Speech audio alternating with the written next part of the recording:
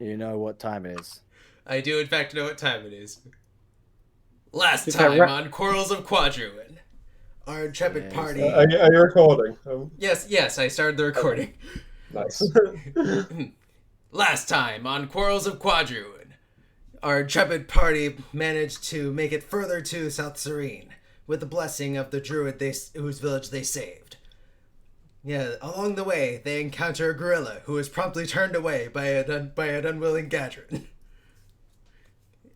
And further down the road, they meet a satyr child named Sadie, whose family is being held by a corrupt elf, and in the process, rescue a Hydra from mind control, utterly unnerving Gadrin in the process, and leading to an event that Gadrin will never speak to anyone ever again.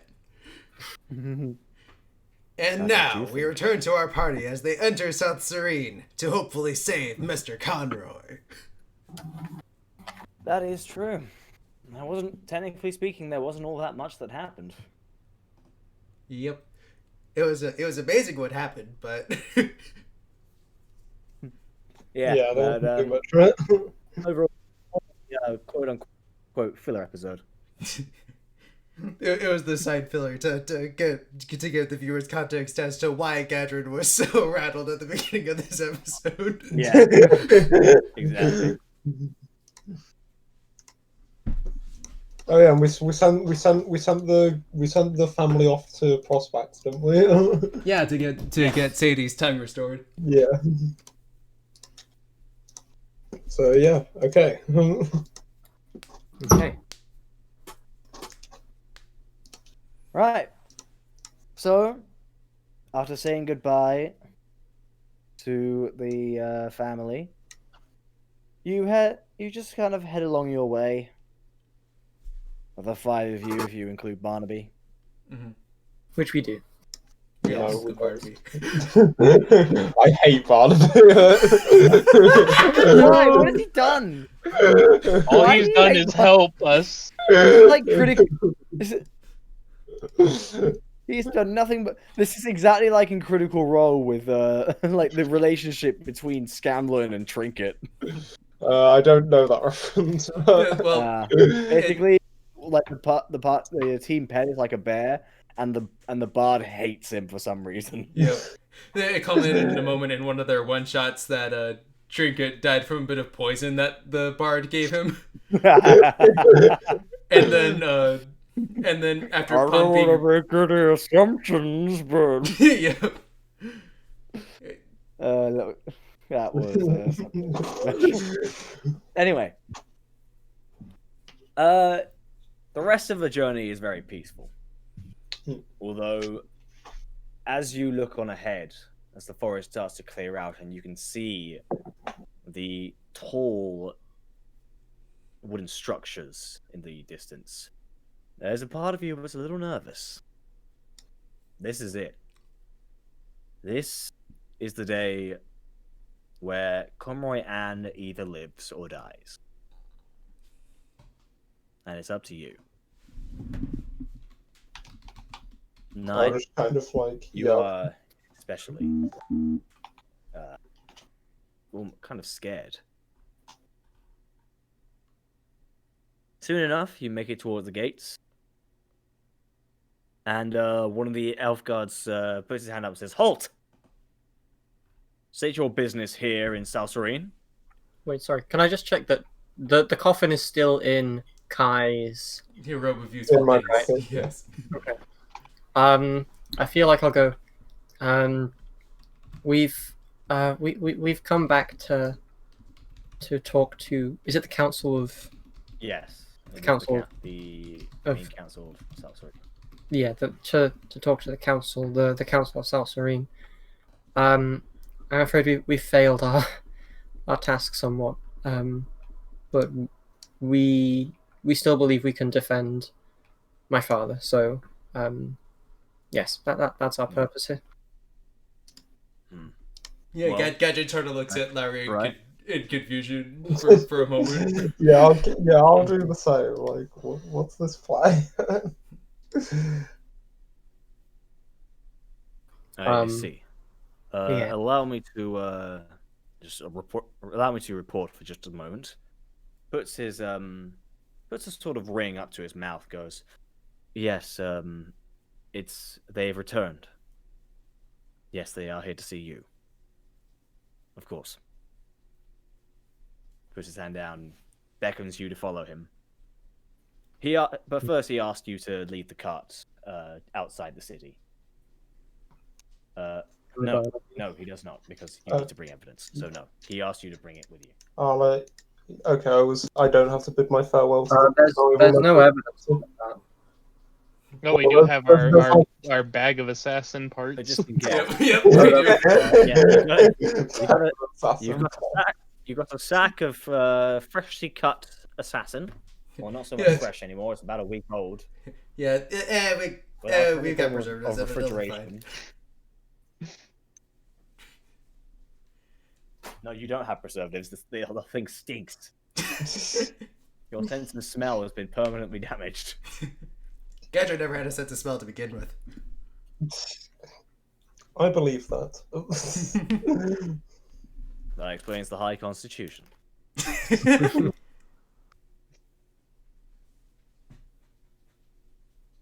Okay. You come along past the wooden structures with emerald blindings. People stopped and stare at you. This technically isn't the first time they've seen non-elves in the city, but it's still not a sight that they're used to. Of course, they immediately turn away once they start smelling the cart. And as you go on, I'll just pass the comment line. Posh elves never had to smell a body before. Gadget just sort of smirks.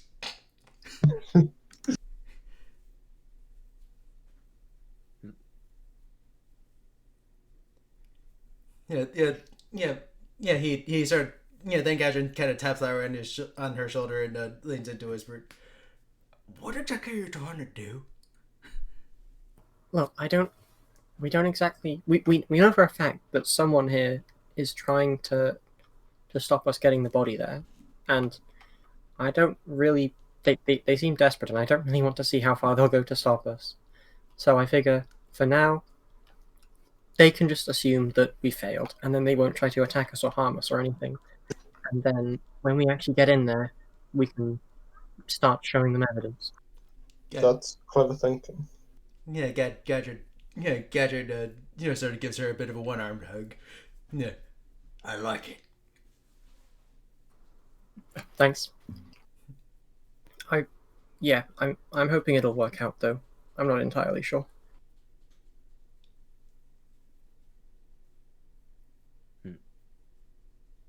And then I guess we tried have a little long. Hmm. You eventually come through the gates of the main palace,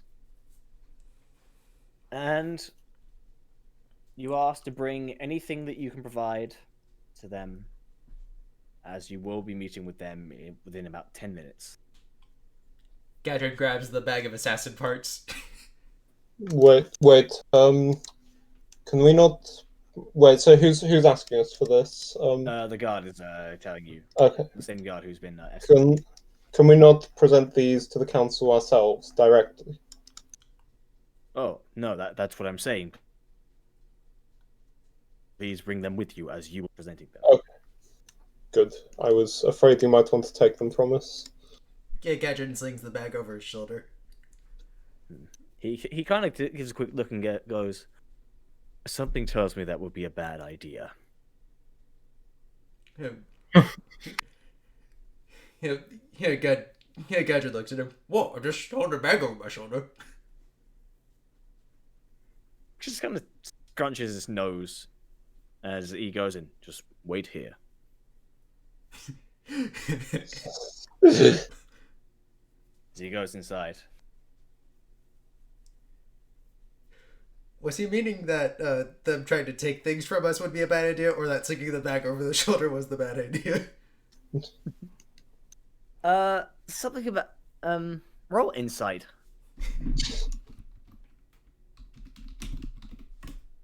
18. 18. Yep. Eventually, it comes to you that he probably meant making any form of contact with the sack would be a bad idea. Elves don't get diseases, but there's bound to be a threshold at some point. God, God. As this kind of nods on Gadget, he just he leads to Kai and says, "Yeah, I think they're squeamish."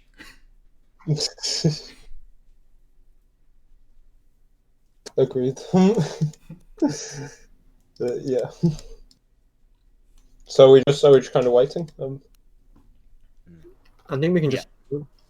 Just 10 minutes of you've been asked to just wait outside for temporarily. 10 minutes. 10. We actually just have to wait 10 minutes in real time. Roleplay amongst yourselves. Yeah, no, that hasn't happened yet. The TV room has not been made available just yet, so I haven't moved my stuff down. Right. Yeah. But eventually 10 minutes do pass. And you are asked to come in. I will do so. Gadrin follows suit. Okay.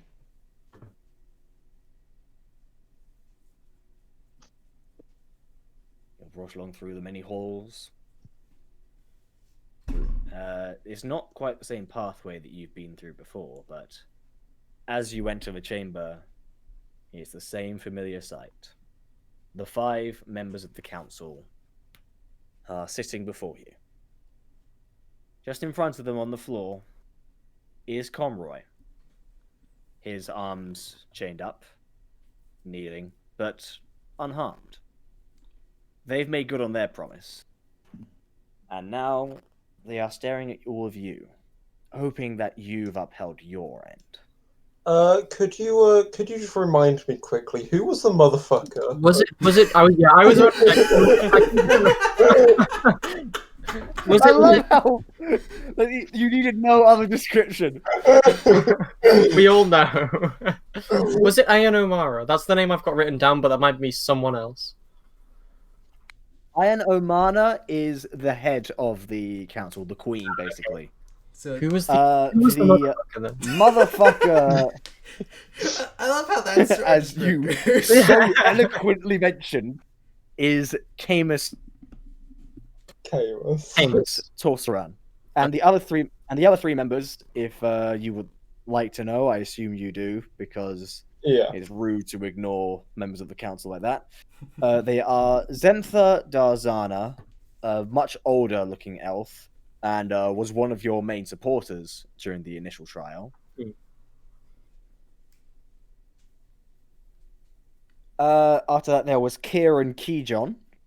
He was the head of the treasury, and he was the first to notice the main hole in the guard's testimony. So he's overall neutral. He just wants the truth to happen. So he isn't specifically supportive of you, but he's reliable. Exactly. He just wants the best. And finally, there is Tarala Cormrail, who's also slightly against you, and the head of public relations, who is who's fairly prejudiced towards non-elf kind. Gadget gives the council a wave with his free hand. Hello. I'm going to I am going to, as I enter, I am going to glare at Camus. Okay. Hello. We have our evidence. But I'd first like to bring up a relatively important point, if you wouldn't mind. I digress slightly.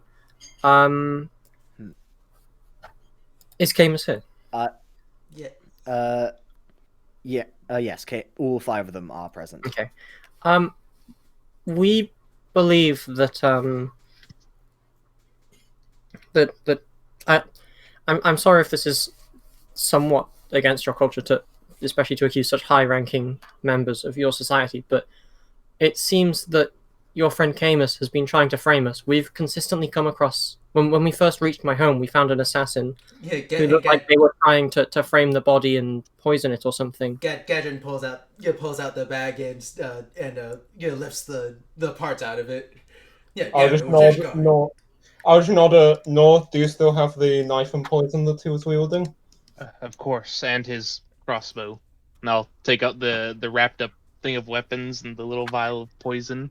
You can verify. Oh, I'd hope you can verify who that is. I know there's not much left of him. Sorry, we were a bit abstract. I got a bit mad after he stabbed Lowry. Yes, I did almost die. But we came across a few assassins, and two I think. And I just figure that it's best we get this out the way before we move on to the main topic at hand. It was a little more than 2. We can't forget that there was the group of, what was it, 4 that had jumped us. Oh, along that's the road. true. Yes. I think, yeah. Camus is definitely trying to frame us. Gadrin puts Preposterous!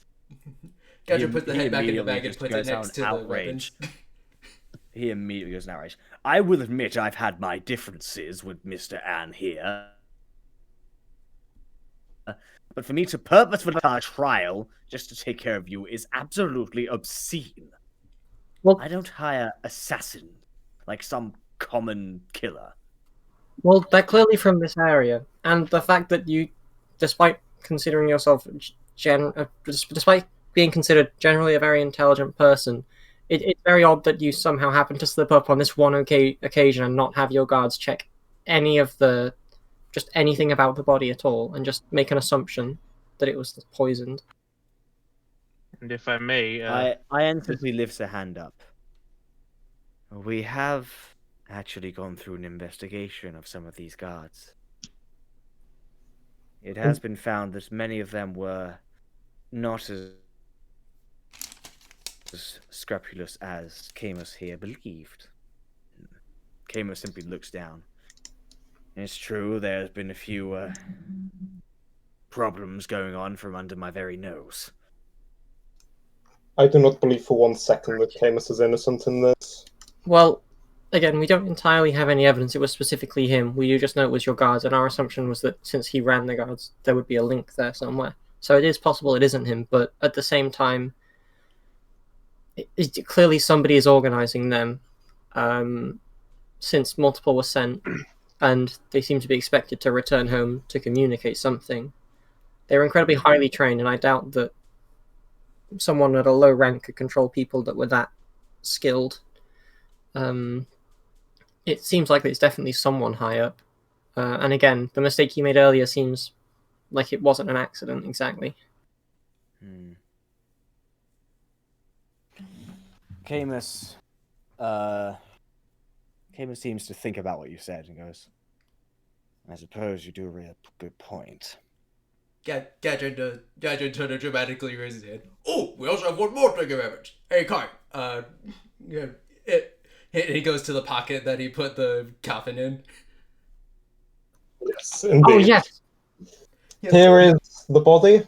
Gadrin makes a big show of pulling it out of the... Despite some of your attempts, some attempts, I won't say your attempts, but I strongly believe they are. We have the body here. And unharmed. Gadrin lays the coffin down on in front for everyone to see. Yes, I'm sorry. We did lead some of your guards to believe that we didn't successfully retrieve it, but I'm sure you understand. We were just doing this in order to ensure that we didn't face any more attacks on the final leg of the journey. I believe me, it wasn't just assassins that got after us. It was a cult of logic, chimera. There was all a hydra. There was all sorts of things. Yes, we came across quite a few events on our travels, though not necessarily all related. Yeah. While you were taking that out of your, you have never seen such normally regal-looking people look so stunned before. Well, they have gotten they do have these sort of magical containment devices like bags of holding and that sort of thing, but they've never really seen a coffin come out of it before. I mean, it is possible, but they've just never considered it, so they are somewhat dumbfounded by the idea of it. But yes, they are thinking, well, and Ian simply goes, well, first, to address your accusation, you mentioned that he had a knife and a crossbow, is that it? And the knife was poisoned. And So we do have another vial of said poison. Well, I can assure you under my own law, no man that is trained by our army uses conventional weapons of any type. What? We are beings of magic. We do not use simple tools. just Tom, the man was Alvin, right? The assassin. Uh, yes. So Well, whoever he was, I do not think he was affiliated with us, at least not directly. Though the fact that they knew where we were, in such a short amount of time, or less. and they also Is managed to travel there within one day. concerning. So Hmm. that would suggest some sort of teleportation, which Almost I know immediately. you can provide. What he seems about. I understand. As much as I hate to admit it, I am grateful for this information you have provided us. It appears you were not as foolish as I initially presumed. I will, once this trial is over, I will conduct a thorough investigation as to where this came from. And I'm certain that the other members of this council would be willing to help. All of them nod unanimously. That's good to hear. Now, Xantha, the older woman perks up. Yes? Yes, sure, you don't have to tell me exactly what is going on here. She gets out of her chair and heads towards you. If you don't mind, I would like to have a look at the coffin. In private, please. Well, Wait a second. first, Sorry. I'll just turn to the other members of the council. Are you all satisfied that this body is unharmed? Well, that's what Xantha is here to check. Can excuse me, ma'am. I'm sorry to be so asking, but after everything we've just shown you about evidence being faked, I'd rather you didn't leave the body with a single member of your group. Could another one of you go too? You do raise a good point. Or maybe one of our party. Though I Very if well you then. don't help us with that. How about Ian? To at that point, Kieran says, "Well, how about a compromise? I can go and make sure nothing goes wrong, and just to make sure things truly do not go out of hand, I can bring the half-orc with me. Your name, sir? Quadruin. Gadget. Yes. Thank you. I'd really appreciate that. Gadron, are you okay to do that? Of course. Oh, thank you. Okay. Yes, that would be amazing then. Thank you. Yeah. Till Gadrin sort of starts the march toward the private room, carrying, bringing along the coffin. It's over this way, actually. Right. I do that. Yeah. It's all right. I'm not expecting you to know this whole palace inside out. We're the ones who live here, and I doubt you've ever even entered this side of the country before. Nope, just the coast. Continent. Yes, well, follow me. And all three of you head towards a side chamber, which you discover Gadron is the forum, filled with all sorts of magical trinkets. As that's going on, Ian leans forward on her desk and goes, "Well, with all that said, I have to say, I must commend you.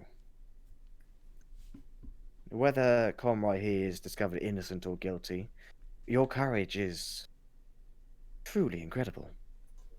And your speed as well. How on earth did you manage to make it back in only 1 week? We had a spot of help from someone. We're not exactly sure who.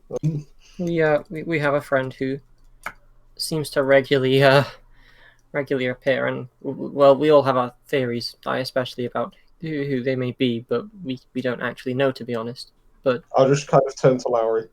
You have your theories. I have no clue. well, yes, You can actually get a sense of this guy? What the fuck? but they I don't exactly know how, but they basically got us the first half of the journey there in a few seconds through some form of magic. That's in fact how we caught the first assassin, because we got there, and they found us and seemed very surprised that we were there so quickly. So yes, that if that answers your question.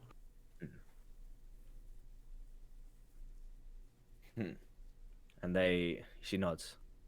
Well, I suppose any sort of assistance would be... Well, I cannot possibly fault you for that. I will admit our deadline was strict, but that is because I simply wanted to... How can we say this? Test your resolve. Well, you did that all right. I don't think, to be honest, despite our resolve, I imagine you could tell I'm somewhat passionate about this. I don't Yes, think that we is would have made no it surprise. in the window you gave us. To be honest, we came across quite a few difficulties on our way here, be it kidnappings or towns being attacked. Yes, there's. Do you Or know how towns much doing the there is? kidnapping. Do you know how much there is that goes on in those forests of yours? There's some groups that have some quite disturbing practices in there. Those forests have been left alone for quite a while, at least for us. They hold a strong spiritual significance to Arcania, and for her chosen peoples, we have chosen to respect those boundaries. Yes, that is very, very noble of you. But there's certain people in there, I'm afraid, who do not respect the forests as much as you, and who, well, we came across a group who were taking children from one of your villages and using them in some kind of magical experiment. I thought you should know about that. Magical experiment? I'll nod. Yes, something. I don't know the specifics, but they tried to take me as well for my magical capabilities, and that's how we encountered them.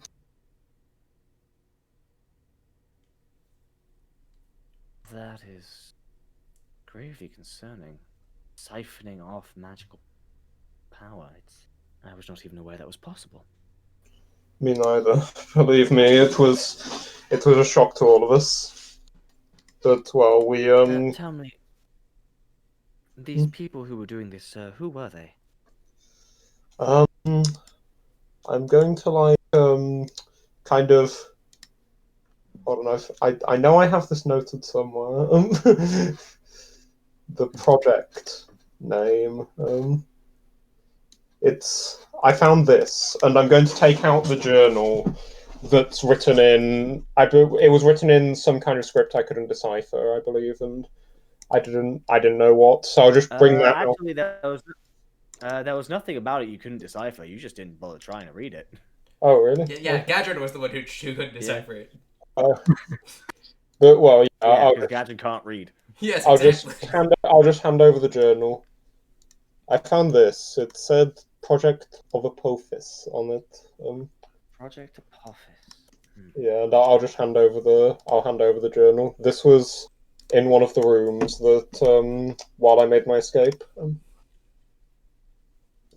If I'm not mistaken, the one person we had captured, didn't he say something about the whole point of it was to try and make it to where non-magical people could use magic? Or something of that effect? Um, Hmm. I regret I do not recall. My head was very shaken after that day. Hmm. To me, Camus kind of speaks up. To me, that sounds like something that Miss Stroke would make. Obviously, it can't be that glad they shun magic like they shun showers. That I probably should have considered that actually. That it was a different place doing invasions. I suppose. Well, I lived in Prospects all my life. It's easy to forget there's a war going on. Yes. Living quite sheltered and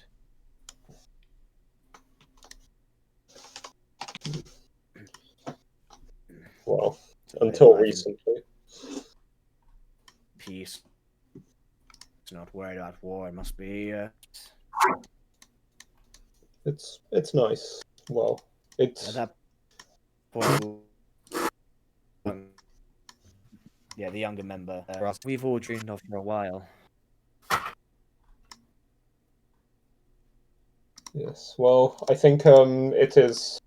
It was just something we came across in our journeys that I think would warrant further investigation from you.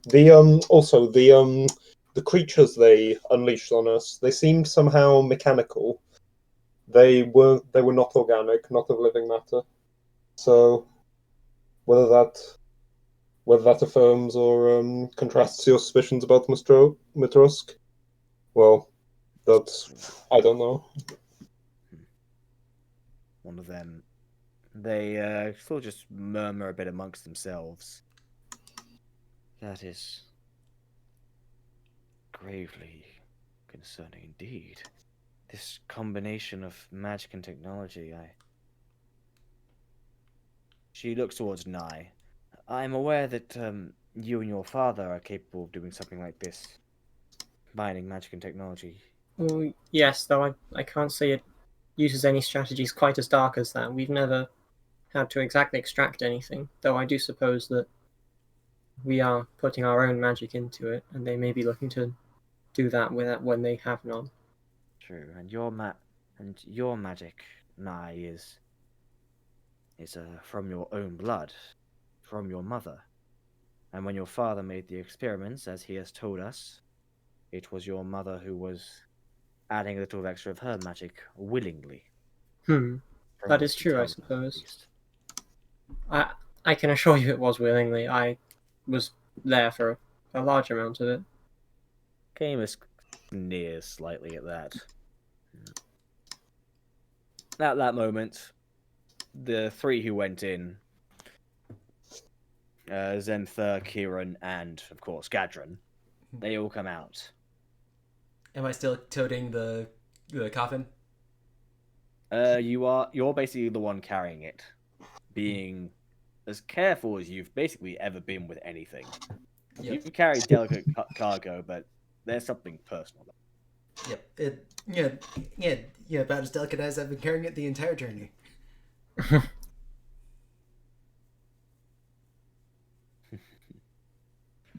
Yeah.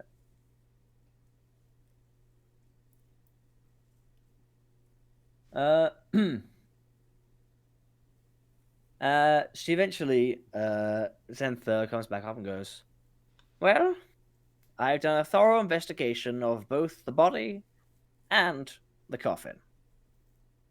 I've checked the bloodstream. There does not seem to be any sort of poison within it. I have checked the body. No contusions, no cuts, no wounds of any kind. And, of course, I have made sure the coffin does not have any sort of healing capabilities to erase these, and while it is capable of conserving bodies seemingly forever, if not forever, then a very long time, but as far as actually healing wounds, there's no sign of that. so he could not have hidden any sort of damage he did, even if he tried. Gadrin sort of beams at Cayman.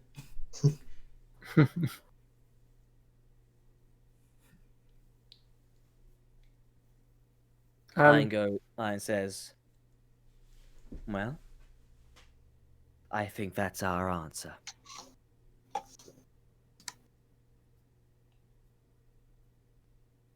Camus just grudgingly nods. I suppose I let my bias get into my head. Forgive us for this inappropriate accusations and for the journey that we put you on. It's fine. She snaps her fingers, and the chains fall off of Conroy's arms. He immediately gets up and runs towards you, Lowry, in an embrace. I would definitely probably run towards him as well. Yeah, you guys just almost slam into each other, as you hug. Gadrin has to, you sort of preemptively wipe a tear from his eye. Get back in there, dear. It's enough to make a grown man cry. Except full heart. That's okay. You go ahead, Tyr. What's that a reference to? Why do I recognize That's that? Cloudy with a Chance of Meatballs 2. That's it. Yeah. First one was so. They are like great. I remember watching them when I was little. It was so good. Anyway, D&D. Yes. Thank you, Rick. But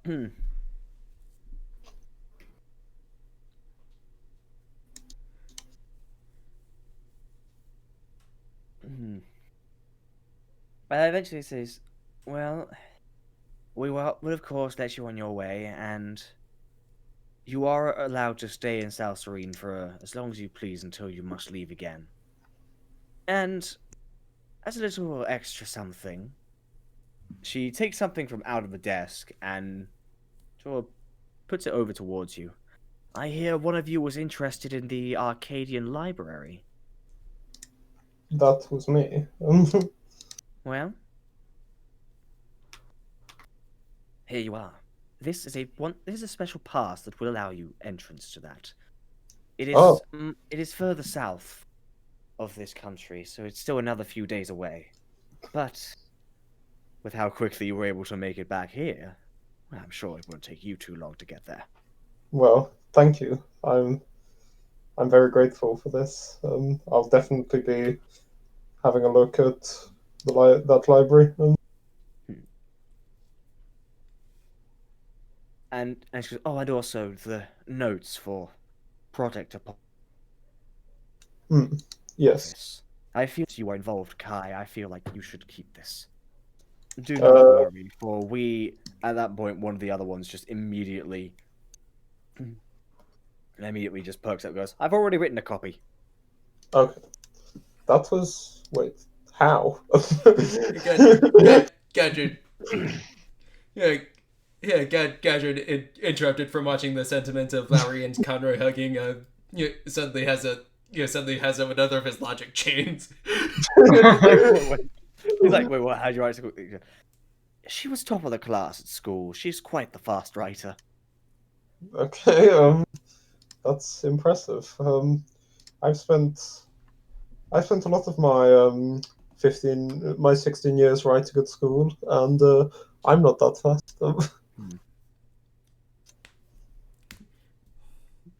Well, she goes, well, to be fair, you were only there for 16. I was there for 50.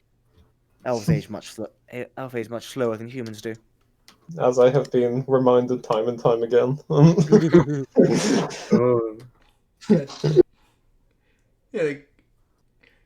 Gadrin just looks at this guy. Wait, one.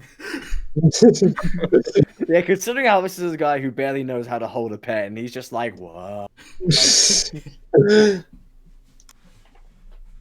Well, it was It was good to make your acquaintance.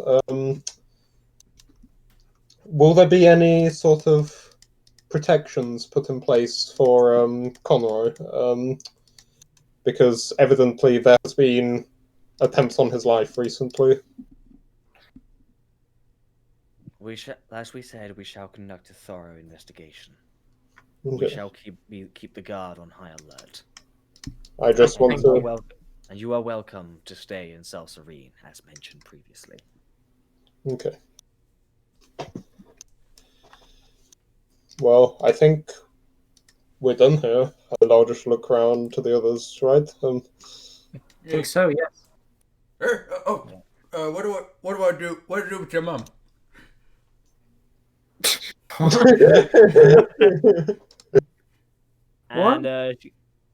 And Conroy goes, what we were supposed to be doing before all this happened. Make our way back home and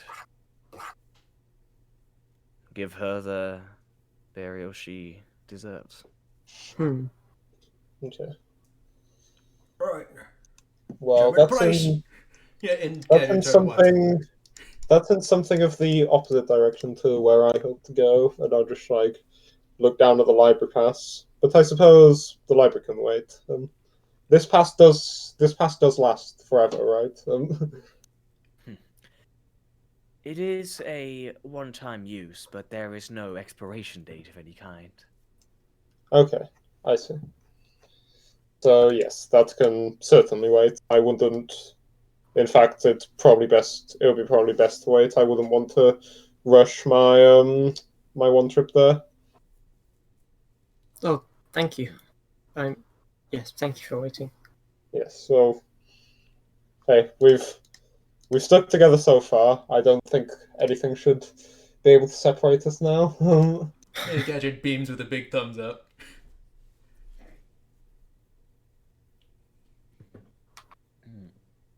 Okay then. Well, all right. So you guys head out. Are you guys going to immediately head back to home? Because I think. If I may make a suggestion. Oh yeah. We all have came into a lot of wealth thanks to Kai. We are in the city of magic, and well, that's I also think it would very be. true. I think it'd be a bad idea for us to pass up an opportunity like this. I completely agree. Gadget looks between all of them and just like, eh? You kind of look at Gadron. You know how you have the one magic weapon? Yeah, you might be able to get a second one. And I'll just like get my coins out, Gadron. So these you exchange them for different goods.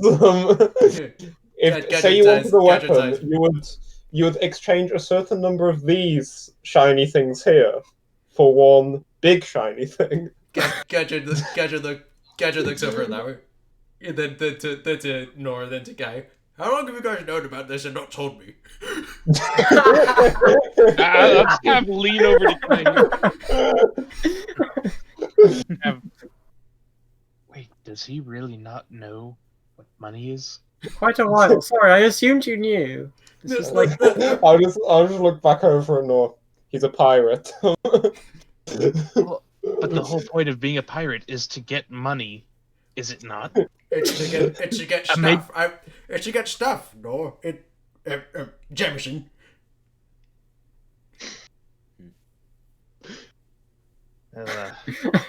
I guess now you know. You can trade money for stuff, goods, and so wait, shall finish it? Finish it. And services. Hey! Say the line. Gadget learns about capitalism. Imagine learning about capitalism from a rogue. The irony is palpable. Our party is just a mess. Like, the rogue is the fiscally responsible one. The sorcerer is the tank. The artificer is the most normal member of the party.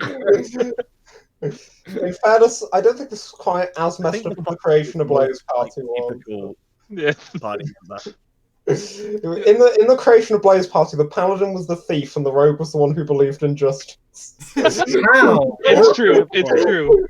Good Well, point. to be God. fair, the paladin was a kobold. That Wait. So what was your statement about Quadruin? He's the only one who acts like how some people would expect a fighter to act. Right. In some ways, Only he's normal honestly, I a bit feel like more he's- barbarian, but yeah. You know what I came to a realization too? You know, the party members I have for both campaigns I'm running with you guys are, if you distill them down to the core elements, are murder hobos with personalities. Now, hold on now. We're not murder hobos. I'm not saying you guys are murder hobos. I'm saying the characters I made are murder hobos. Yeah. Yeah. I won't disagree. You know, fair. It's just that Gadget is a nice murder hobo and GBS 41 is an obedient murder hobo. I feel like Gadron is less of a murder hobo and more like a killer vagabond. Yeah. That works, yeah. Okay. I think we're gonna take a short break because I'm gonna move my stuff downstairs Okay. now. Yep. Alright. I'm past the important bit, and after that, it's gonna be shopping. And god damn it, I was not ready for this, even though I really should have been. I still need to find the right tables. Rest in peace. Don't Tom, top tip, don't use a table from 3.5e. I did that once in my first campaign. It doesn't Don't worry, work. I've checked. It's 5e. Well, right now, it's 5e. Good. Oh man. Right back. Back up.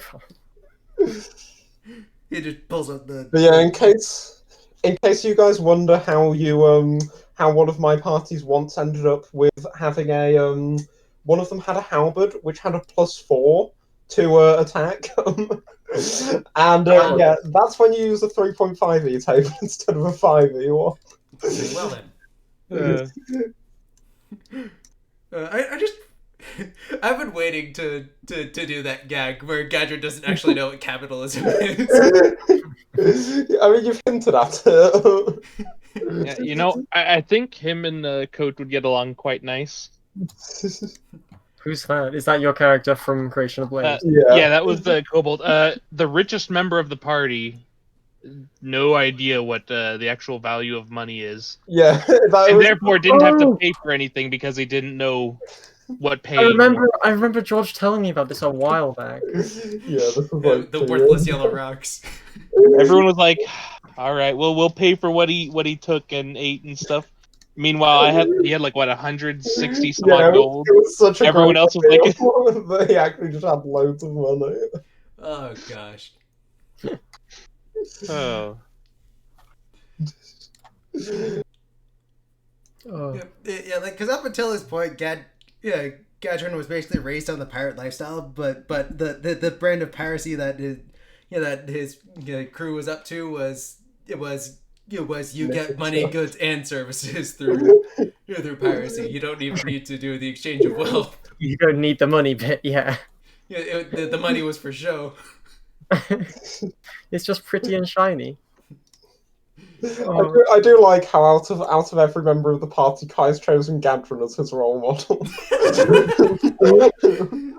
Gadrons are pretty chill. I feel like in terms of not murdering everybody, Gadron is. Yeah, it was just like I could have like sensible person. I could like have like rogue haunted by his past. Or fun pirate man.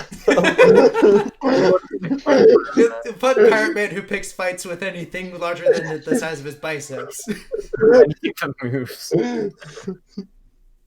Oh. hey, man, Kai really does need some better role models."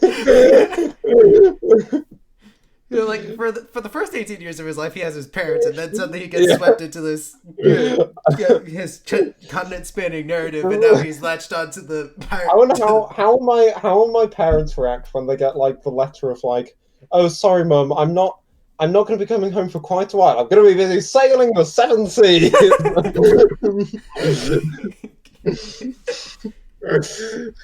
I still think it's so cool that's how this campaign is going to end. Like, if we make it all the way to the end, It will just be, and then you sail off into the ocean. Well, and then we could even do a sequel of. Okay, I'm just gonna say it's A very prequel. bold of you to assume that first of all that I'm gonna survive to that point. That's a very bold move. Let alone the rest of us as well. Yeah. Yeah, Hmm. listen, if If Gantron ever dies, I'm gonna sail off into the sea in Gantron's honor. I was gonna say, like, of all of us that want to do fights stuff, Nora's like, hey, I kind of want to live. Everyone else is like, hey, if we die, we die. Nah, So it's like, if I die, there's gonna be no like preservation sense. Hmm. I don't know, Well, maybe Lowry. Lowry probably has some self-preservation sense. Yeah. Kind of sincerely believes he could take anything on. Like he's Gadget, very scared of dying if it comes to it, but he does never not comes believe. Yeah, it never comes to it because like As long as it's not it a was like wild he was- dog. Well, yeah, he was really scared of like the demons we fought, and then we destroyed the demons. So now Kai believes that anything like in hell or in the overworld can be killed. Gadget just doesn't think he can die, as he's proven on several occasions. It was that moment when Gadron literally just admitted that he didn't think he could die. I was like, no, stop. This is not how things work. Yep. Believe me. How many times has Nora tried to convince you that death is real? You can die. I'm pretty sure every time there is a conversation with our characters, that's the main topic. It's like, no, you can die. Yeah, that's the main takeaway. Does Gantron actually understand the concept of death? No, he understands the concept of death. He just doesn't think it applies to him. Even after he got knocked, he was still just like, nah, He didn't Nah. die. didn't die, mate. Yeah, it doesn't count. It's like sleeping, but forever. Gadget's just like, I can't sleep forever. I've got villagers to village. Oh. No, yeah, I'm busy on the day that I'm meant to die, so it's all good. He just glares at death and just like, all right, sorry, sorry, man. I didn't realize it wasn't your schedule. Oh. So we've got two people who believe they're immortal, a person who's afraid that everything will kill him, and the normal person. In fairness, the person who's afraid that everything can and will kill him has ample evidence to base that off. I mean, true. We have quite the party, I think, is what we've taken from this conversation. Yep. Yeah. He got Every edibled out. every D&D party I've run with this group has just been wild. Like, Yeah. I think Sands of Time is the only one that could somewhat be argued to maybe be a bit normal. Maybe. If my schedule ever clears up and I would join Sands of Time, I That guarantee you. one's Sands of Time was the first one of Paracosm. That was the first one of Paracosm. So you're in it, technically. Yeah, it was just so- basically my idea for that campaign was just anytime I like had a story, you guys would just make different characters. But then I kind of wanted to turn it a bit overarching because Matt put so much effort into his character for the last one that I just couldn't justify it only being used for a one shot. So Was that any? It's only now that I realize Yeah, it was. that my downfall is inevitable. Because in my hubris of wanting to make it true to the character, I made it a little too true to the character. She ain't gonna make it to the end. I already know. You'll be fine. I'll be in pieces. Well, we can rebuild her. We have the technology. We have the technology. You beat me to finish. That would He is the technology. a quest to like somehow manage to coerce the blacksmiths that built a GPS into rebuilding it. She'll no longer be the porcelain replicant. She'll be she'll be GBS 42. It's just the high damage and like high armor of any, but also the high health. Yeah. Just no weakness. Yeah, That's kind of a thing I'm hoping will happen. Like in the event that GBS 41 dies, like it's like I kind of want you guys to. Yeah, the artificer to make my character for me just from the Warforged template. To be fair, you assume that character can die. It might be another Gadron moment. It might just be impossible. Well, to be fair, we haven't seen him in action yet. That's true. Yeah, the time you saw him in action, it was you guys all against him and his deadweight partner. Yeah. I mean, no That was still one of the but- greatest plot twists I've experienced. Thank you. Yeah, I'm very proud of that. But now I'm interested. Ever since that fight, who would have won between Innie and If it was, Dangerous question. I'm not sure if it was just any. If it was for the whole thing, it was it would have been the party because Cassandra was kind of useless. She was like a level 3, Oh. like a level 3 sorcerer. So she really was deadweight then, yeah. Yeah. And a GBS. It was just a straight up 3 versus 1. Yeah, I had the thought of what happens if my sneak attack kills one of them outright, and then I was hoping we would knock someone just for the fear. In fact, The fun of just like, oh, that would be so awkward if like one of us dies and this is like a really intense fight and we're all like really angry at the enemies for killing one of our teammates. It's just surprise! I was one of them. yeah, I would have been sorry, but I wouldn't have been sorry. Yeah, it would have been funny to say the least. Actually, I had an idea recently. Sadly, I only came up with this idea on March 31st, but what I wanted to do was I wanted to run like a jokey, funny April Fool's one-shot, but the joke was there was actually just Grimdark. Everyone's playing at the end, it's rogue. just like everyone's just like completely like harrowed by like what they've witnessed in the campaign. It's just be like this really dark one. Just go, April Fools, guys! Oh, gosh. That would be something. Oh, but by the by, George, I've been meaning to ask you something. Yeah. In the event that some people encountered the Paracosm party, if GBS were to be there, would they automatically assume he's a translator droid and therefore he would get sneak attack because they don't expect him to actually fire? It depends on the people really, but there's That is a possibility. Translator is like a thing that I think it wasn't a thing in my world before you made your character. It is now. Yes, I contribute to world building. This is literally how I do my world building. Like, I just write like one line of dialogue and then I just like world build everything around that line. Like in the last session, it was like the line about like the afterlife. I just made me like come up with an entire system for how my afterlife works. Hi, Tom. Tom's back. Nope, he's definitely still. Yeah. Oh, so he is. But yeah, that entire campaign is just me world building and like, just putting you in situations that will facilitate the world building. But yeah, I'm having fun with it. I don't Welcome back. Thank you. But yeah, no promises, Rec. But there's a chance, depending on how far you get in next session of Paracosm, you might get to test out your abilities properly. Hopefully this time nothing will explode. That would be Yeah. I will say there was a part of me that was thinking like, wait, no, you're supposed to make explosions when you're the artificer, not the druid. Nye. Oh yeah, I got them mixed up. My bad. No, yeah, Caddy's face is still recovering from that. Statement. I believe we should avoid picking any more strange mushrooms. That's a good life lesson too. That is a good statement, just in general. Exploding mushrooms were just like, I feel like they were just my stroke of genius. Oh jeez. Anyway, D&D. Yes. Tom has returned.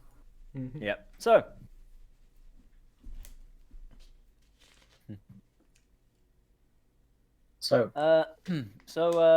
What have you decided? So at this point, you said you were going to go shopping.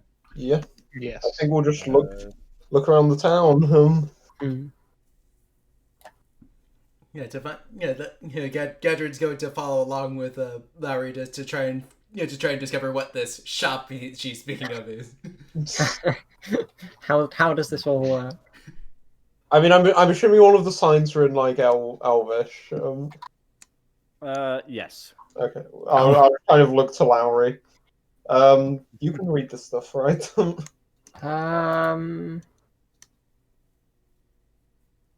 Yes. I haven't done so in a while, but yes, I think I can. Well, yes. In that case, I will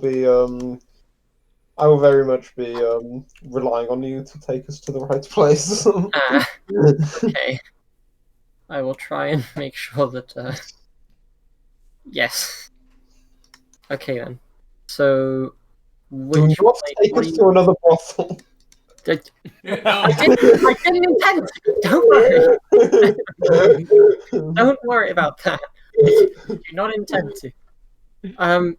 What is it we're hoping for here? Are you wanting me to try and find somewhere that does magic weapons, or anything, magical trinkets, magical weapons, anything really? okay? Can I look around and see if there's any sort of magical weapony looking place? Roll perception. Okay. Give me a sec. Perception is +3. Wait, are Lowry and I tied for highest perception? 22. Ooh. Mine's +3, so possibly if yours is also +3. Yeah, it's +3 from the proficiency bonus. Ah, okay. I was gonna say I thought that like I don't know, is perception wisdom or intelligence? It's wisdom. Wisdom. And Gadrin is averagely wise. Because Kai is categorically blind. Sorry, I got 22. Okay. Handy sight.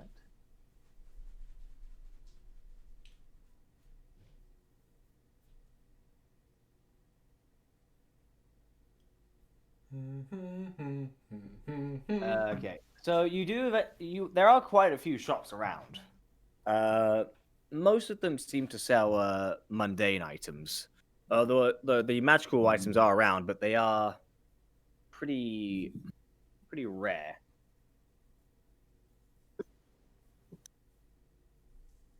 Okay, but so sorry. Can you say that again? I didn't entirely. Okay, sorry. There are a handful of magic shops, but they're all among the. You remember them being in somewhat the higher end of the in the sort of the price range. Yeah, they're the. How am I supposed to say this? They're in the not the If you say in the richer district, in the richer areas. shall we say? Yeah. Okay. The more high end areas. Right. So you're wanting magical weapons, or we're looking for general magical tools, right? Yes, I believe so. Okay. You know how elves are. This might be a bit expensive, but well, very expensive actually. But I'll see what I can find. And I'll kind of very expensive, but we're rich. I don't know if we're that rich. I'm looking at some of these, and these are pretty damn expensive. Yeah. Tom, quick question. Yeah. Was it here that Beeren's sister lived? No. Who's Beeren? Need I remind you that Beeren is a dwarf? Yeah, I figured. I just thought I'd make sure because. Who's Beeren? Tavern Keys. Yes. Okay. You met him in the first session. That wasn't. I didn't meet him. Yes, but you're bold of you to assume that my memory lasts more than 2 days. You know what? Considering how badly I remembered our first Tales of the Paragosm session, I am not going to fault you for that. I, on the other hand, have you have an excuse. I, on the other hand, have a really good memory for sessions that just happened. Yeah, I mean, I'm glad you do, because then we just end up with the like crazy over dramatic like recounting. So. Yeah, that's what. Yeah, I'm kind of grateful for that because. Anyway, yeah, I'll take them over to probably the cheapest looking shop I could find, if that's even a thing in terms of. The cheapest looking shop you can find is explicitly not a magic shop. It mainly sells mundane. I think she meant cheapest of the magic shops. Yeah, the cheapest of the magic shop.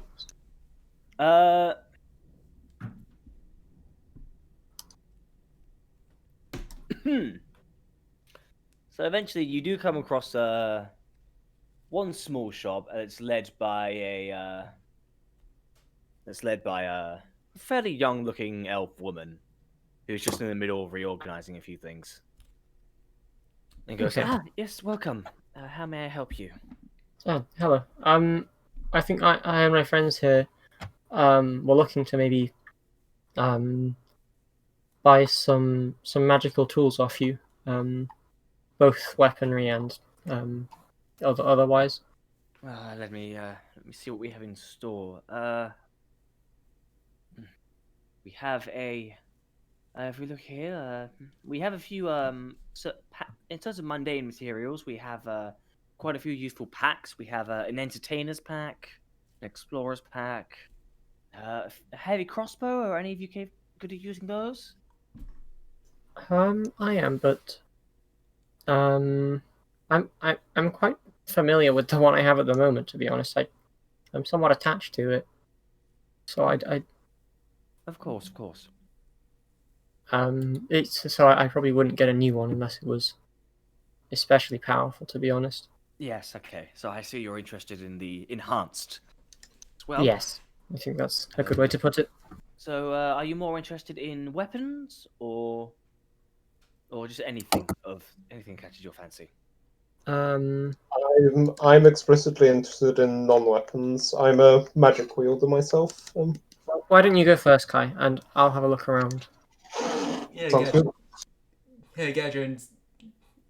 Yeah, Gadrin, seeing them walk in, kind of, wiggles his way into the door. Is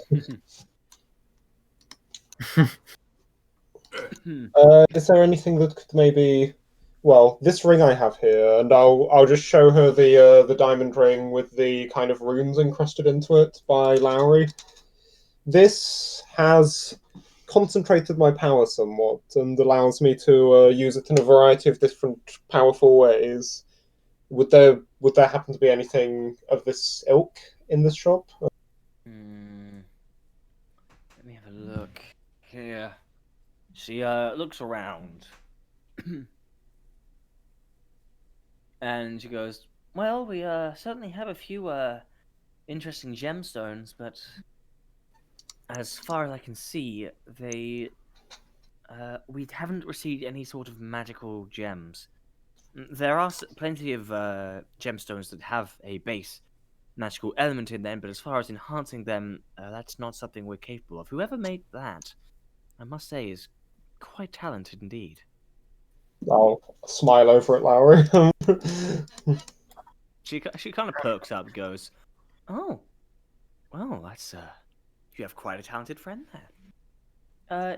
Indeed, we I do do. have a few actual rings that can have a few interesting elements. The gemstone itself we can't do anything about, but the ring around your finger, we can exchange that, or possibly add a certain attribute to it.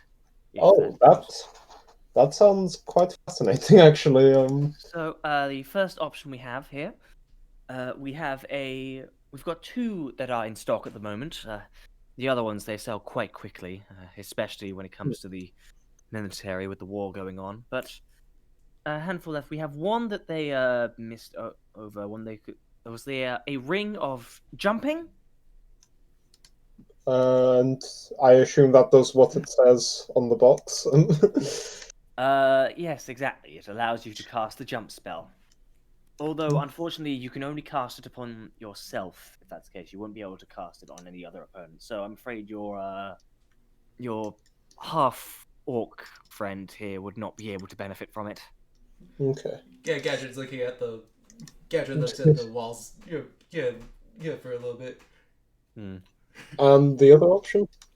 The other option, quite a bit more expensive, but certainly useful, is a ring of spell storing. That sounds interesting. What does it do? If you would just hold on. If you cast a spell into the ring, you are able to just hold it in. You are able to cast it on the ring, and it will contain that spell for as long as you desire until you need to cast it. You are able to contain up to 5 levels worth of spells. And what is the benefit of using this over simply casting my spell myself? Well, you're able to. Well, you see, if someone else casts it into,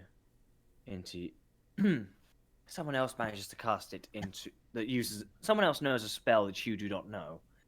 They can cast it into the ring, and you are able to use it. Alternatively, you can cast it, then have a rest for your magic power to be restored, and then you can cast a spell free of charge. And considering how it can go all the way up to 3rd level, you can have quite a few. You can cast quite a few spells within it, such as, and it can be multiple levels of it too. I'll just try kind of 5 levels. I'll 5 just levels try worth of burning. time. You can cast multiple, say, Misty Steps, or perhaps even cast both a. Let me think of an idea. You can cast several Flaming Wheels or Cones of Cold. I can't say I'm familiar with any of your spells. I'm not familiar with spell names in general, but that sounds like something very much worth having. How much? If I add to this, it will be 24,000 gold. Just out of my range. I told you weren't as rich as you thought. Hmm. Shit gets expensive here in Quadruin. Yeah, Gadget. Yeah, Gadget sort of hands a satchel Wait. of money to Kai. I have no idea what I'm getting here, so go on. Well, this might not even be necessary. Nye, could you remind me how many of those diamonds you took for yourself? Was it just one? One. Just one. Okay. I am going to open my pocket and pull out the other and pull out 8 of the other 9 diamonds. Okay, so they're each worth 100 gold each. So Yeah. that's going to be 800 taken off the price. Yeah, so that would put it to 1,600 then. I said it cost 24,000. You said 2,400. Did you mean 24,000? I said 24,000. Oh, okay. Okay, so yeah, no chance So then. it is now. No, yeah, I was going to say, if you managed to... It is now 23. It's now worth 23,200 gold. Okay. Well, remember me. I'll be back once I've acquired a bit more gold. That sounds so threatening. Just kind of go. Well, if you're interested, there's a few other items that we have which maybe could be useful. For example, we have a dust of sneezing and choking here. Useful if you're on the road and someone is endangering you. How much for it? That would be 480 gold. Or if you would like, I could also show you a few other items that we have. Yes, that would be good. She goes around. There is a. So over here we have a. So as far as all the items we also have an immovable rod. Who knows? Maybe that could be handy in some way. We have a few more potions, including a potion of resistance against thunder. That's that could be useful depending on the weather. That's not too expensive, 300 gold. your friend here could be interested in this giant slayer longsword. Gadget just looks. Gadrin, I think I might have found something for you. Gadget takes a gander at the sword. On a 2. Asking all the right questions. I like it. We are able to generate a copy. Unfortunately, we would have to double the price, and the initial starting price is 7,020 gold. So that could be. I'm not sure. Yeah. So in total, that would be 14,040 gold. Gadget looks at Larry. Do we have that much? I really want that. I don't know, to be honest. I don't think we would, but wait, how much do we actually have? I imagine not that much. We have about 1,500 each, I think. Yeah. Oh, rip. Okay. Yeah. I'm afraid we don't, but I mean, we could always come back another time if you're really desperate. Of course. Something that's a little bit expensive. We also have a. Let's see here. Yes, we also have some. We have some standard studded leather, and some other studded leather that also has a special resistance against psychic. How much would that run? The psychic resistance is quite powerful indeed, so that would run you to 6,010 gold.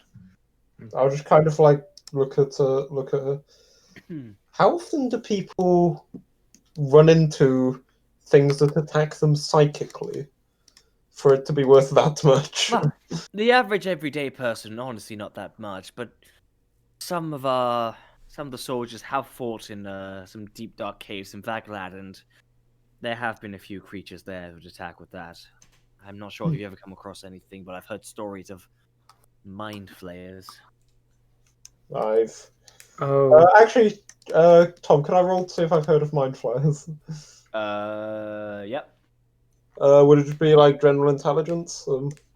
I think it would be a history check. That's just the same as intelligence for me. Yeah. 16. We've had exactly 3 rolls this session. You have heard of these. Yeah. Okay. They are creatures that usually live far away from society, and they are known to flay the mind. They're known to they basically just they eat brains. Yeah. And they are able to use a form of mind control as well. Mind flayers only do one thing: change my mind. Nice. I think I've read of those, but I can't say it seems like it would be a likely destination for us. And I'll just kind of look to the rest of the party for confirmation. Yeah, Gadget just kind of shrugs. I think at the moment, yes, it's not too likely to be an issue. Well, yes, like I said, it's fairly rare. That does do mention. Otherwise, there's. That does do mention. Is it only usable once? The dust, yes, it is a single use. I'm not entirely sure that's worth the investment. I mean, it would certainly be good to get one creature off our back. And is it debilitating? Yes, it is. When thrown in the air, they must. If they are not able to resist it, they become completely unable to fight back. It can be quite a useful distraction tool, indeed. It could. And how much was it for that? That would be 480 gold. I'll just kind of look to the others. 120 each. Up to you. Do you think this is worth it? I I was gonna say, Nord's just kind of been walking around. He just kind of turns like, I'm sorry, what was it that you wanted to buy? This dust. Apparently, it makes people choke. So we could use it to get away. I kind of Gadget's look. I'll look at Kai, and I'll look back at Gadron. I'll look at Kai. It's like, I don't think we'll get the chance to run away from things very often. Good point. Gadget's looking at Kai like, why would we ever run away from things? And I suppose the only thing so far that we have needed to run away from was mechanical, and thus had no need to breathe. So, yeah, that I think we'll be passing on that. Or alternatively, it just destroyed the entire house that we were in, and yeah. I see. Gadget just sort of sighs. Now you got me thinking about that Chimera again. Okay, you'll get him next time. He'll kind of pat you on the shoulder. There is one last thing that I may suggest. It's this, and she pulls out a paper fan and puts it on the table. What exactly is it? Well, why don't you give it a try? Take the fan.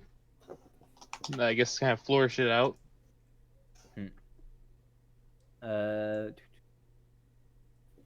Okay.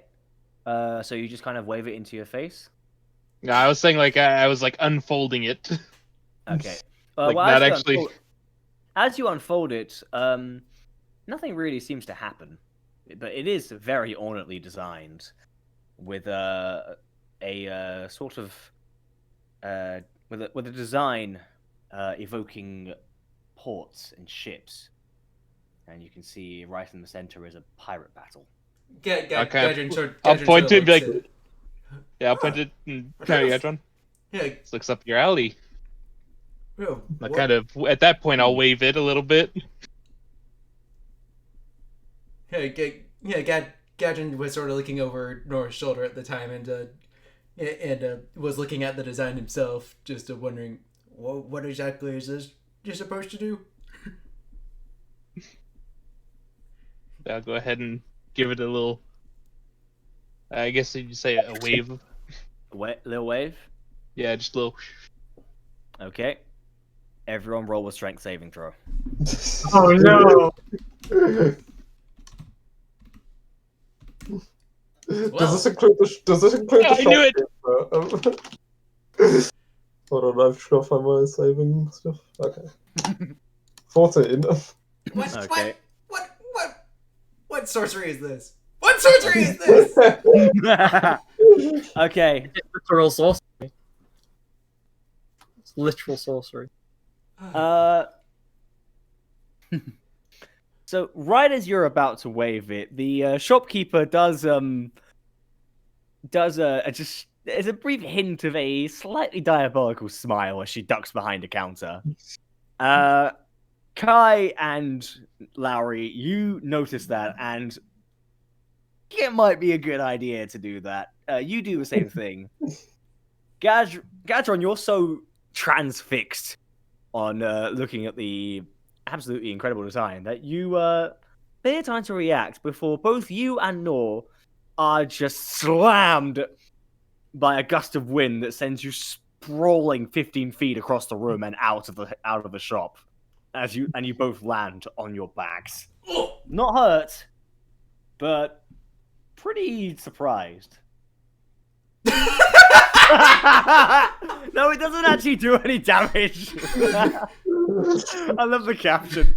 There's no context. Just ignore it. As soon as you had me roll strength saving throw, I was already bringing that one up. I knew something was coming. Ah, gosh. But Gadget looks at Nora, just like, whoa. That's what that does. I mean, And she goes, I wouldn't use that again if I were you, because it needs to charge up. It recharges over the night, so you won't be able to use a gust of wind spell again until dawn. But this could be useful. It does certainly seem so. How much for it? This would cost you 1,500 gold. if I may, is there a way you can make it to where it doesn't hit the one using it? You'll say as he's kind of getting up. Yes, of course.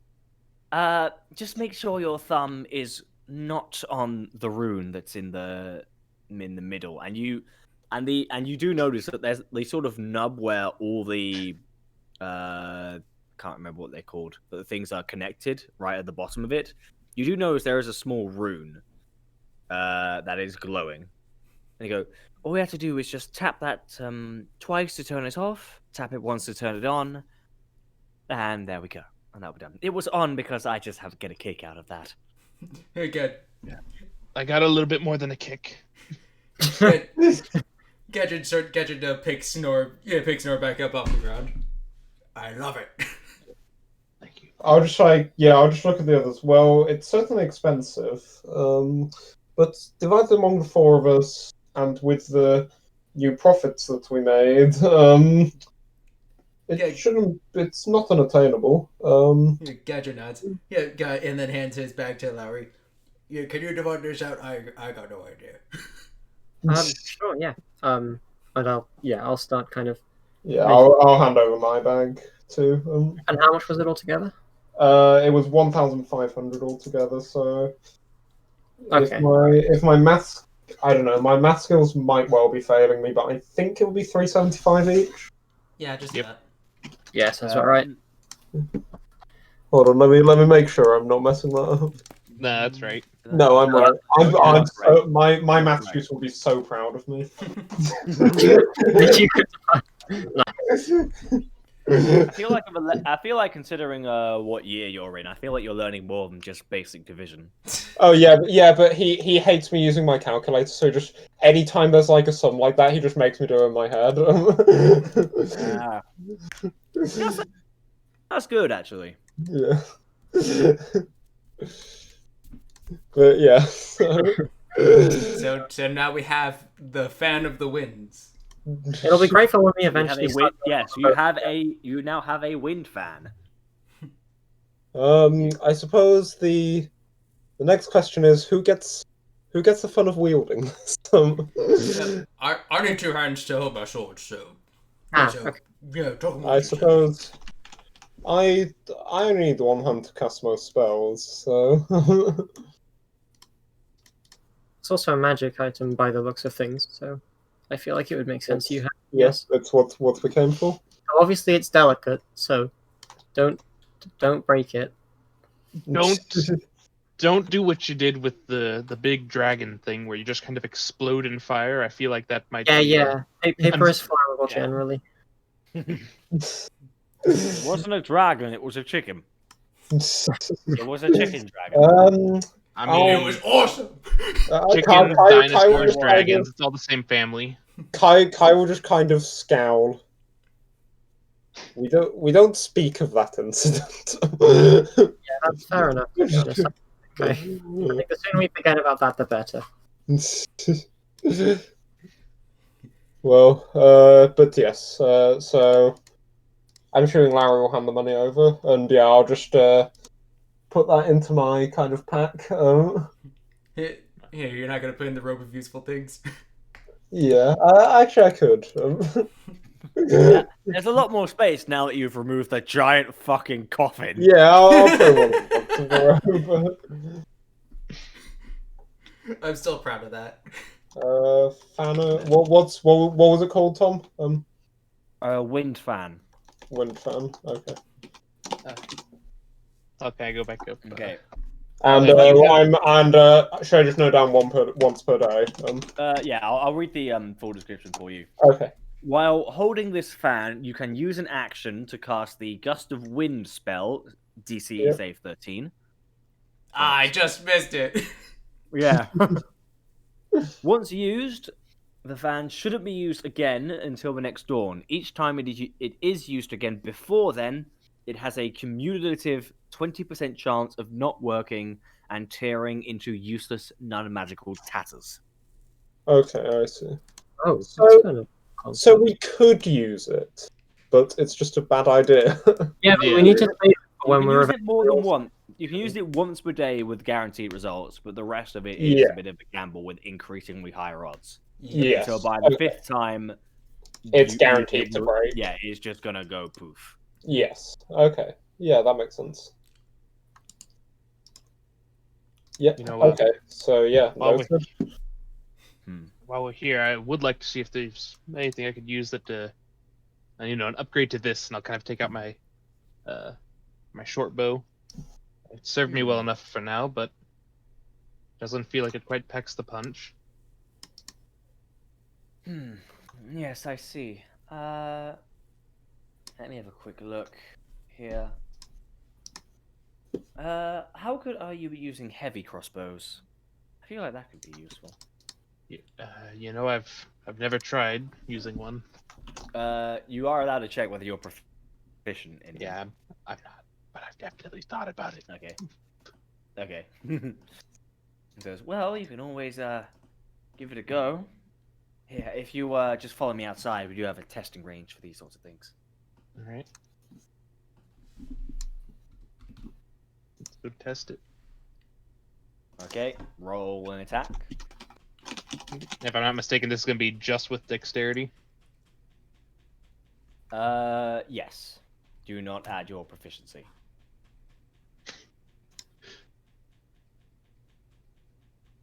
Could be worse. It's a little unwieldy. You are pretty shaky, and it is hard for you to just sort of hoist it up to the right level. But you are able to hit the target, but there is a that sort of instinct you get when using other weapons just isn't there. It's a little unwieldy for my taste. Yeah, it's understandable. Anything?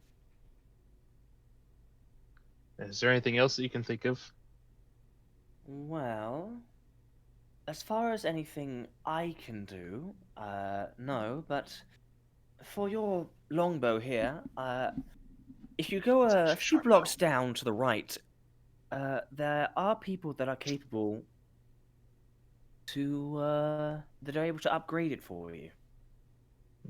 To add a little bit of magical influence. Alright. I assume it's not going to be the easiest to find someone that just sells regular weapons here. If I'm not mistaken, the Gathering of Five had mentioned that you all don't have much of a use for weapons. True. We are able to enhance some of them for the military, but as far as selling them to common people, considering how we usually stick to the pathways, we often don't have many sort of encounters, as I'm sure you have. The Council of Five, who, by the way, we're quite close with. We're like tight with them. Yeah, they said. True.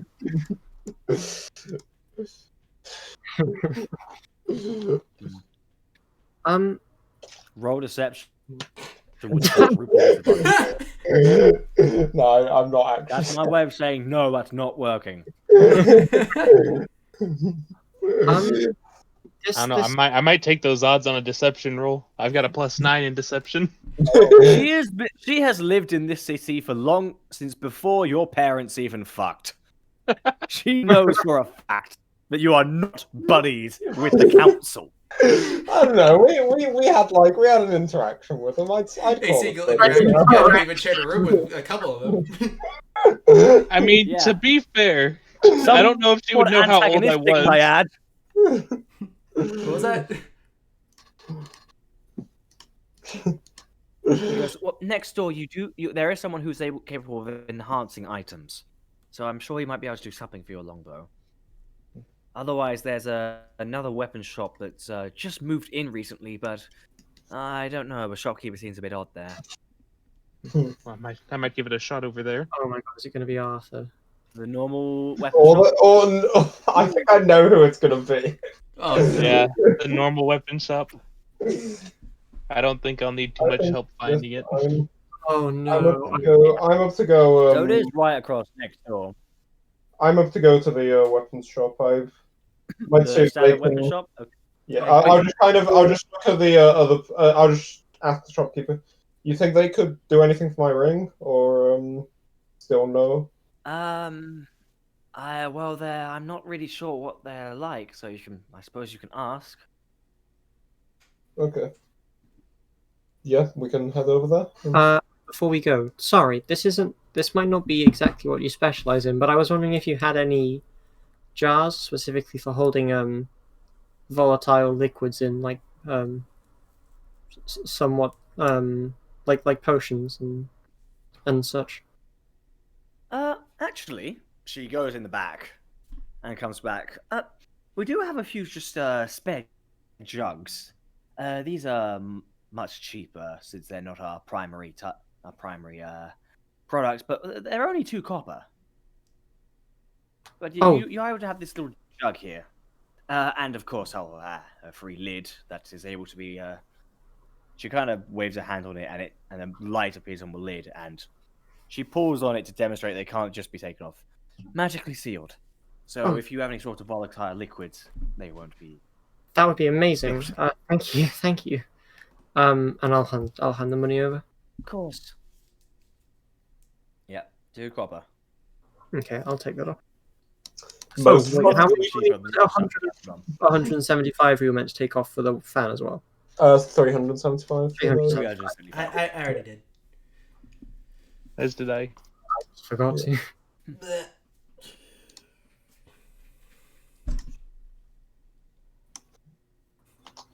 And with that, most fun feature of the alchemist subclass unlocked. Here we God, go. I love this so much. But yeah, okay, so yeah, I think Off to the weapon We- shop. Gadget's yeah, just gonna off follow the where they weapons. lead. Yep.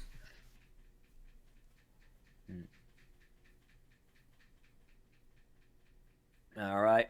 So you walk across the weapon shop, and at the moment you don't really see anyone, but you can hear noise from behind the counter. Hello? You can hear a few. And at that point, a figure pops up and turns around to reveal a somewhat familiar face. Hello. Oh I am no! Roman. can I leave? There's nothing preventing you. Okay, I'm gonna leave you two to deal with this alone. I'm not in the mood for this, man. And then I just leave. I was kind of like I was just a bit of curiosity. Just, are your prices any different from when we last saw you? Yeah, Gadget's gonna follow that way out. No. Oh, in that case, I think we can leave. Yeah, I will also just turn around and leave. He waves at you, but instead of an open palm, it's just a middle finger. Goodbye, fuckers. Lowry has an active dislike of this guy, which is quite unusual for her. Yeah, I know. Like you're like the most reasonable person at this party, and you are the first one who's just like, nope, nope, no, no, not this. Yeah, I'll just kind of join Larry outside. Still selling. Still selling for millions of gold pieces. I think, Gazrin, I think that man's understanding of money might be even lesser than yours. It's kind of the opposite issue. What was the other shop we were told we could visit?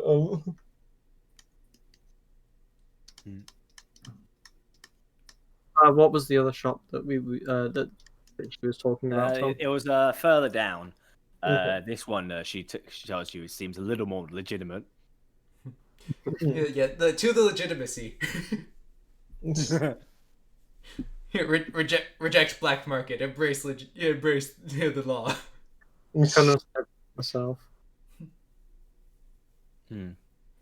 Okay, you're walking in. There's another elf. This one's actually put on a few pounds, and you can tell he seems, at least there's hints of him that seems somewhat. As you turn around, you notice that he's able to grow a beard, which is very uncommon for elves.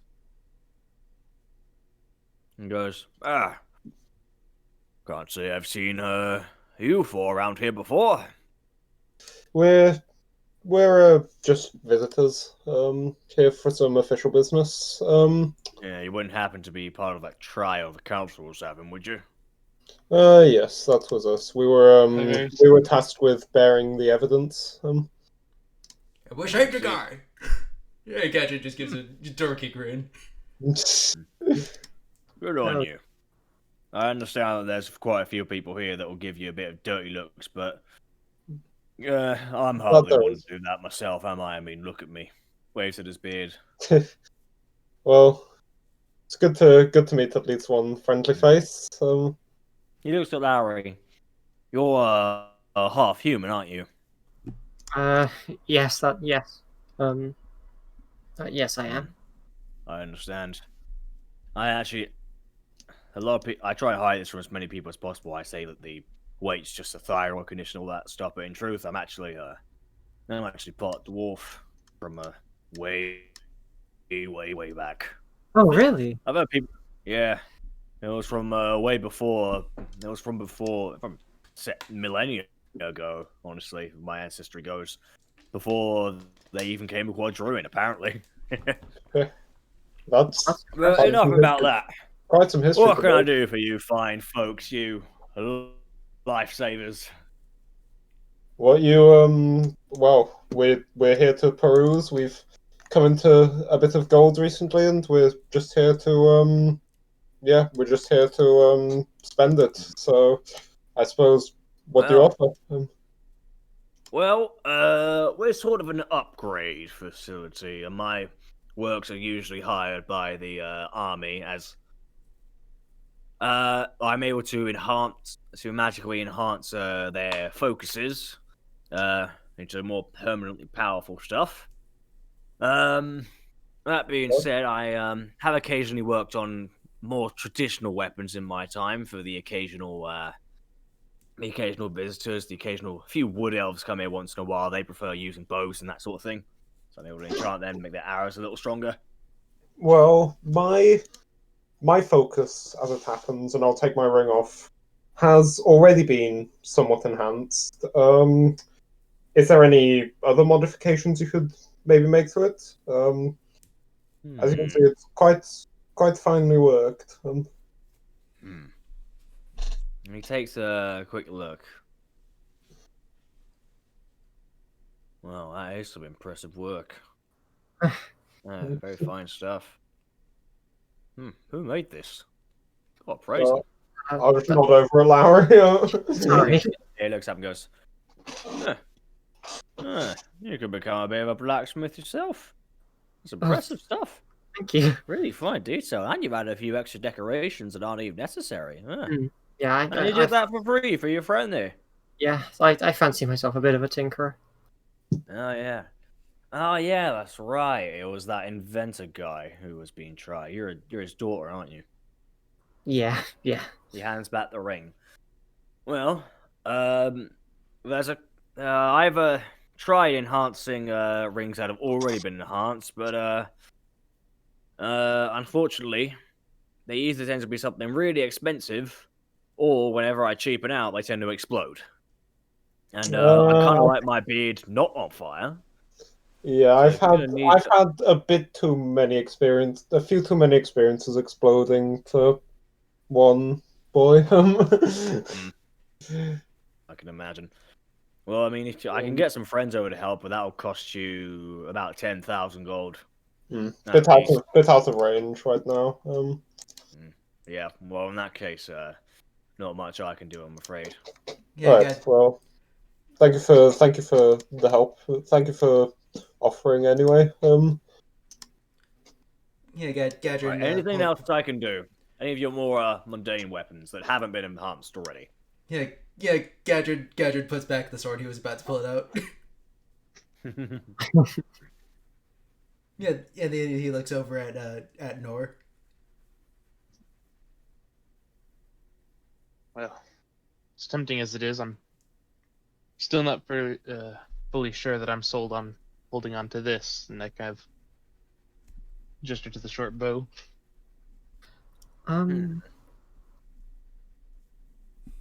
See here. As I've said, it's served me well, but at this point, I think I'd try something else.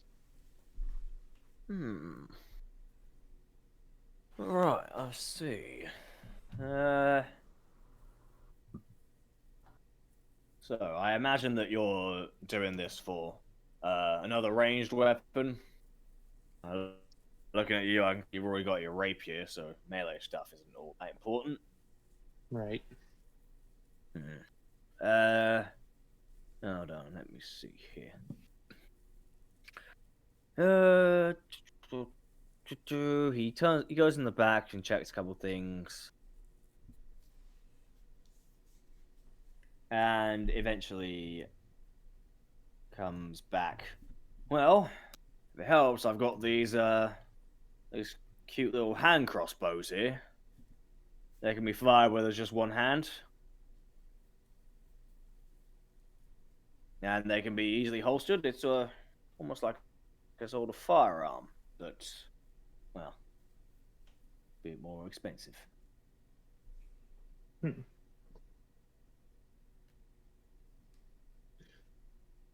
have to laugh. Both of these crossbow types are the ones I'm not proficient in. Hand crossbows, you are proficient in them, actually. Are you sure? Because I was going through and yes, I'm literally looking at the rogue list. You are proficient in simple weapons, hand crossbows, longswords, rapiers. Oh, I think I forgot to put down the hand crossbows. Oops. You thought you didn't need it, you fool. It's more that I've more than likely overlooked it. That's something I can very easily do. Yeah. Don't Or worry. something you forgot about. You know, fair. Oh, I see what you did there. And I'll take them, check them out a bit. They definitely feel better than what they were offering at the other store. How much do they run? Well, if I have a look here, the standard, the absolutely bog standard one costs 75 gold, possibly less. I can have a discount. Although, if you want me to add a little bit of enhancement, that's going to run you all the way up to 500.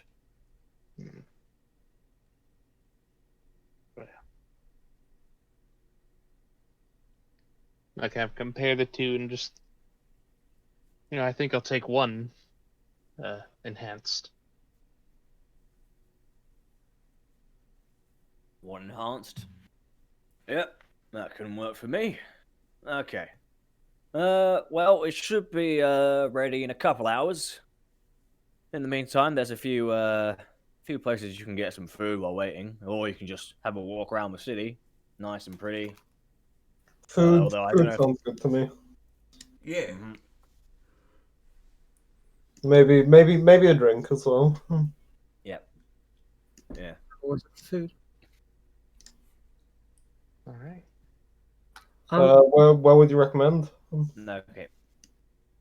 Well, if you just turn right and then take a left at the crossroads, you'll find one right on the corner. All right. Nice place. Yeah, very nice. This place has a bit of a standard when it comes to cleanliness, shall we say? All right, that's good to hear. And as for maybe a drop of alcohol, I've been craving that for the past couple of days. Yeah, Gadget sort of pats Kai on the head. I don't think they'd let you. They let me everywhere else I go. Well, we've somewhat learned this Roll isn't like. deception. I mean, it's true. They have let me have alcohol in other taverns. Have they let you? I'm pretty sure someone's already like always They let giving you you some serve brought it on your alcohol. behalf. They didn't let you consume it. Right. I was gonna say, I'm pretty sure the only time you've had it is when someone else has given it to you. Yep. Yeah, probably. I'll roll deception. I'm assuming that acting as someone slightly older than I am doesn't constitute as acting as another person, correct? No. You are saying this as Kai to Gadrin. 25. Gadrin, roll insight. I doubt it'll do anything, but I'll try. Well, let's just see how taken by this story he is. Well, okay. Yeah, you're just like, really? Yeah. Gadget just sort of raises his eyebrow, just pulls his head, just puts his head in the air. All right, you do you. I'm pretty sure like Lowry and Nor are the only ones that know Lowry that's and Nor not does not- true. Lowry is very unconvinced, and Nor, you've seen him in bars. You know that he is completely shitting. Yeah, and I've been the one that supplied the drink, so I definitely know. With that alcohol a couple of times, and it's from your flask. Actually, I prefer to bottle feed. You know. Yeah. That gives me the mental image of you cradling Kai and feeding him alcohol like a baby bottle. It gets funnier when you realize that Kai is considerably taller than Nor. I know. Kai is so tall despite his age. I mean, my brother was taller when he was that age. Oh man. I'm taller and I'm like 2 years older. But yeah, okay. So yeah, I suppose let's go and peruse the local cuisine. Unless anyone else has a weapon. Oh, actually, I might quickly. I might. Sorry. Before we head, could I possibly get your advice on something? I'm gonna kind of pull out my crossbow. I was looking to improve the damage on this, rather than its accuracy. I was wondering if I could maybe pay you to do anything to it, because I mean, increasing stability and stuff, I'm relatively good at, but in terms of damage, all I can think of is making it sharper, or maybe making it fire a bit harder. And neither of those have really seemed to have actually made any difference. So if you could have a look at it at some point, and I'd obviously pay you, whatever you need to be paid. Of course.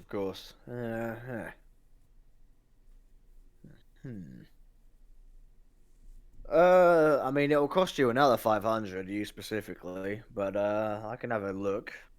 And you only have to pay if I find something, of course. I think if I I can can't find do. anything, it'll be free.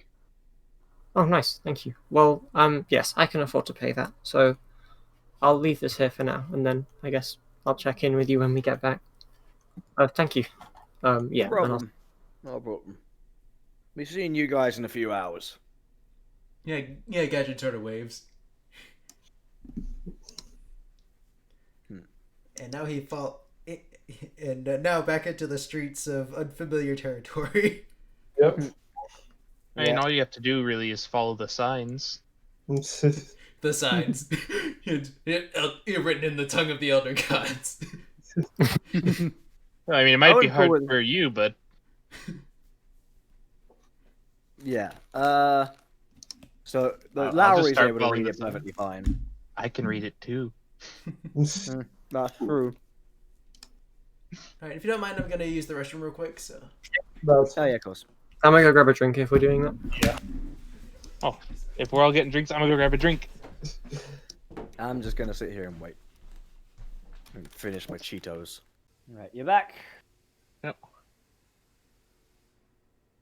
Okay, who's left?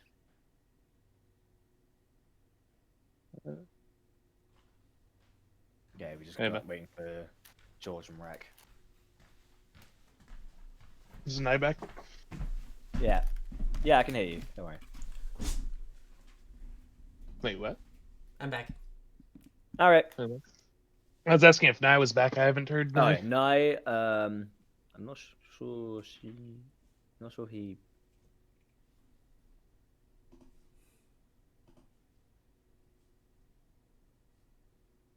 Oh no! What? I just realized Godzilla vs. King Kong is out, and I've not gone to see it.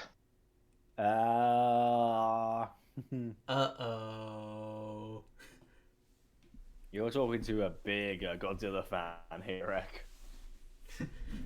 I can tell. I'll put it this way: I grew up on Godzilla, watching the black and white ones that I rented from Blockbuster. Well, I say I rented it. My parents rented on my behalf. My experience with Godzilla is primarily through the medium of Godzilla Destroy All Monsters Melee. The only exposure I've ever had to Godzilla is the NES Godzilla creepypasta, which is amazing. My main experience with it is the 2016 movie. Right. Yeah, I've never seen a Godzilla film.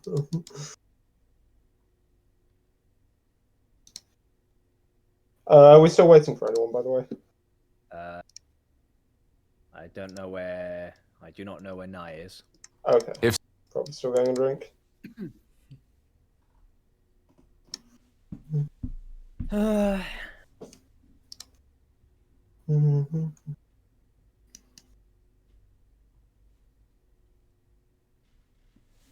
Also, Tom, just so you know, I am coming back to this exact shop when I've accrued 24,000 gold. You're in the middle of a dungeon, you find a chest with that amount of money. You're like, hold on, I'll be right back. I'm going to learn teleports just so I can teleport back here.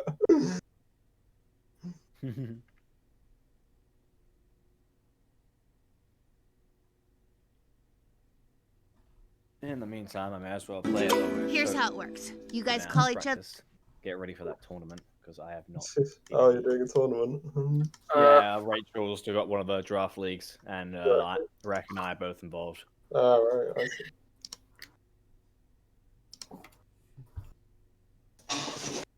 see. Wait, Rek is? Yeah, I'm here. Yeah. Oh, that's neat. That's cool. Yeah, that like you're draft league. That's so cool that you're like interacting with other people in this server and stuff. Yeah, it's in a separate server, but Oh, did you two already know each other? Like, did you? Me and Rek, we've No, I know you two. I mean Rachel. Like, no, she made that was the thing that happened. another server specifically since she DM'd. Yeah, it was.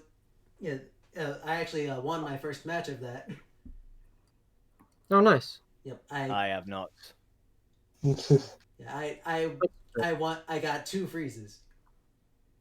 Oh, wow. I'm not going to pretend like I know what that means, to be completely honest. Never played Pokemon before, freezing a Pokemon means they can't move for. Oh, right. Yes. And it's the only status effect in the game that doesn't have any way to guarantee it. Oh, right. So it's just like a chance thing. Yep. Yeah. And I got every other status has. And every other. So you're using, what type are you using? Ice? Ice. Yep. My team utilizes Hail and Aurora Veil. Yeah, makes sense. I've got Dark. So I don't have a specific team. I just know that anyone with Prankster, I'm going to laugh at them.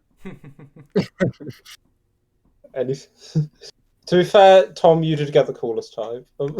I mean, I was vouching so hard for that type because it's my absolute favorite. Yeah, I think it's. I don't know. I don't have a concrete favorite. Like I like fire. I like grass. I like fairy. I just kind of took ice because I was pretty close to last in the draft. I don't really have a preferred type though. Everyone has their favorites. Well, to put in context, my favorite Pokemon is Eevee. I think that's a lot of people's favorite. I think they're just kind of adorable. It's kind of become like one of the secondary mascots in recent times. Yeah, but I liked it before it became the mascot. Yeah, so did I. Oh, But even like, Yeah, I really like the versatility of it. That's fair enough. Anyway, D&D. My Matt- favorite. Yeah. I Oh. think, yeah. I gotta Yes, Yeah, say, my favorite Pokemon is the one that was my profile picked for about a year. So. yeah, Litwick? Litwick. Network, yeah. Oh, you know, okay. The my candle that favorite, steals your soul. my favorite definitely has to be attributed to one of the Mystery Dungeon games. Mm.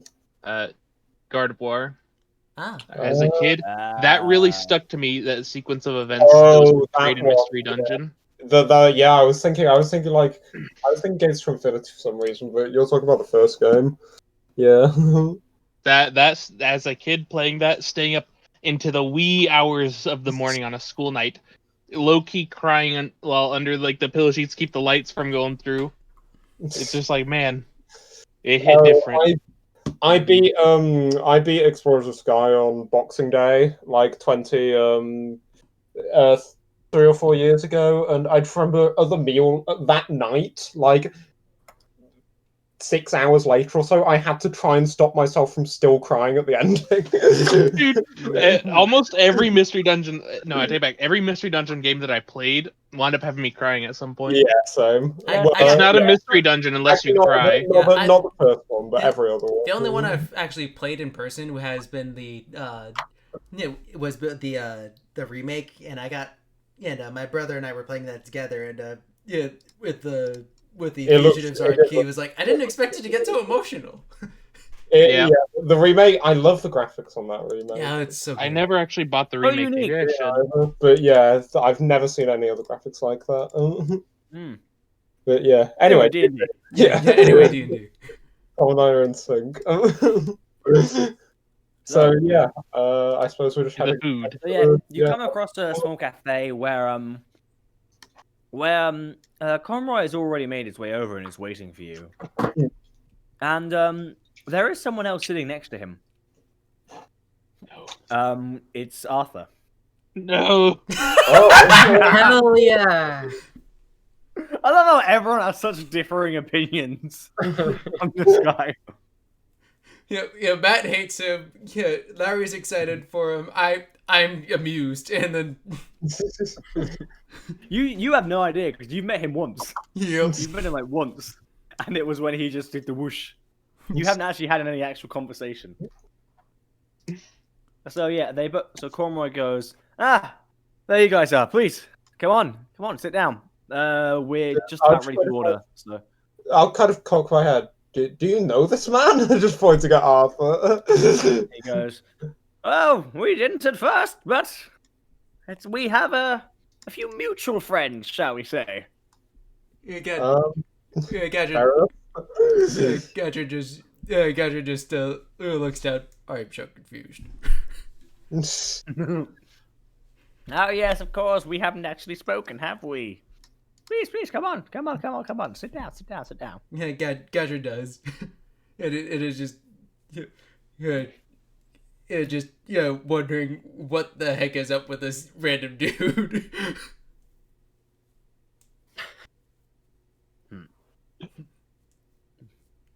So he goes, so, as I can see, everything went pretty well. That it did, and in no small part thanks to you. Yes, almost exclusively, and thanks to you, actually. I can genuinely, I don't know if I could ever repay you this. Like, if you ever need anything, just say, like. No, please. There's no need for that. Okay. I mean, I just saw you were in trouble, and I wanted to help. And so I did, and I'm glad to know that it worked out. Glad to know that it contributed. It very much did. Thank you. I have to ask, that, was it a spell that you used? Yes. Yes, it was. How long did it take to get that good with magic? That's more powerful than, well, I suppose it's the same teleportation the elves use, but to just do that on a whim without the massive infrastructures they have, it's astounding. Well, see, I've kind of been studying ever since I was very, very young, and, well, looking at me now, you can tell that's quite the long time. Yes. What race is this guy? He seems human. Everything about him seems human. You're... Seems. Yeah. Fuck off. I was well. I think is that really that long compared to all of the elves around here? Well, I will admit that when you learn magic, you do also find ways to extend that life force. Nothing horrible, mind you. I certainly haven't done any sort of like lich activities. I can assure you of that. That would be. Ugh. Do I know what a lich is? Do I know what a lich is? You know what? That's a good point. Everyone can roll an Arcana check. All right. 2. Nice. 6. 24. Yeah, you've forgotten what it is, Nor. Gadron, you thought he said lick.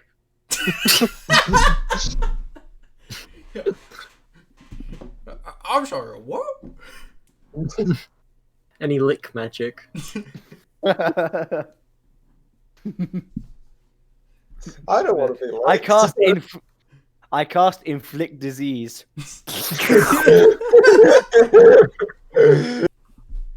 And pre-cast prestidigitation on it to make sure it doesn't taste bad. Oh gosh. So the other two know what a lich is, I guess. Yeah. Since they both have read up, since Kai has read up on quite a bit of the history of Quadruin, and Lowry especially, with your mother having told you quite an extensive amount of magic. Liches are essentially necromancers that have learned how to conserve their soul and body through quite unpleasant means, usually when it comes to some form of necromancy. One of these methods is keeping their body somewhat separate from their soul, which is conserved in something called a phylactery. Yes, and they're usually skeleton known factory. for raising armies of undead. No, there have not been any seen in Quadruin in thousands of years. Well, I say that, but Quadruin's only about 2,000 years old, but but there has not been any seen since the very early days. Okay. Well, that's certainly relieving to hear. First of all, but well, what do you do? Do you just kind of travel around, like finding anyone who needs your help? Do you follow our group in particular? Well, it certainly has been a strange coincidence with the times I've met you guys, I will admit that. But, well, who knows what other plans Neos has for us. I suppose, yes. Only Neos knows. But I will say, in all my travels, it's always nice to see a familiar face. And that is what you are to me now. You too, I would say. It's quite remarkable how much our paths have intertwined. Yes. Yes, it is mysterious indeed. What a weird coincidence. It's almost like it's story writing by some pasty white dude in his room. No, that's not what I'm. No, I wasn't implying because of you. I was implying as in like Arthur was doing it. I know, but I just couldn't resist. Okay. I just couldn't. I wasn't throwing shade. It reminds me of a gag that was used in a show I watched as a kid. Everyone talking about all these coincidences. It's almost as if look at the camera. Someone wrote it that way. I think Kai's made comments like that before. I think we should head to the tavern. If my planes are anything to go by, that's where you're meant to go in Newtown. No, you have an in-universe. You have an in-universe reason to chuck shade at the fourth wall. Yeah. Gadget has just sheer stupidity on his side. I feel like Achievements in ignorance. Yep. Yeah, by the power of my idiocy, I shall prevail. Although quite frankly, I'm not actually that. My intelligence isn't actually that low. I think yours is higher than Nor's, actually. We've discussed this at length on the time. Yeah. Rub it in.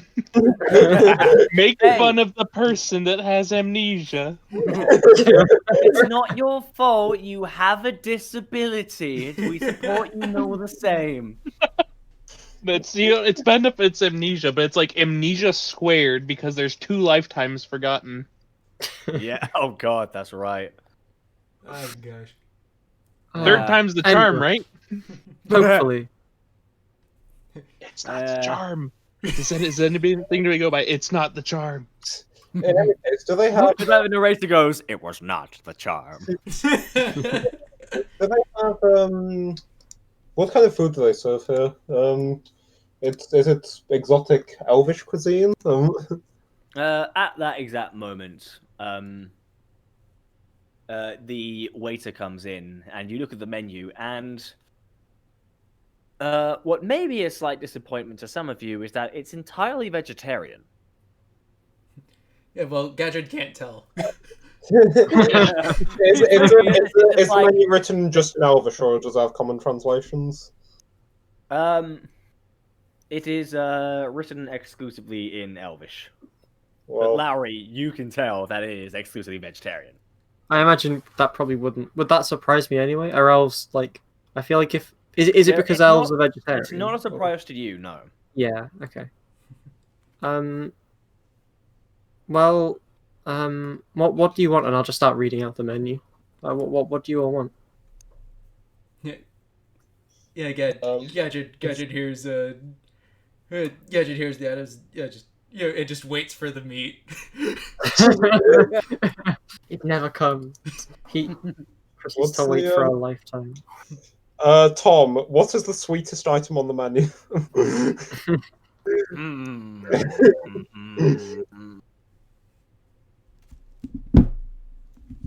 Let me see. The sweetest thing I can think of would be. I would think something in honey.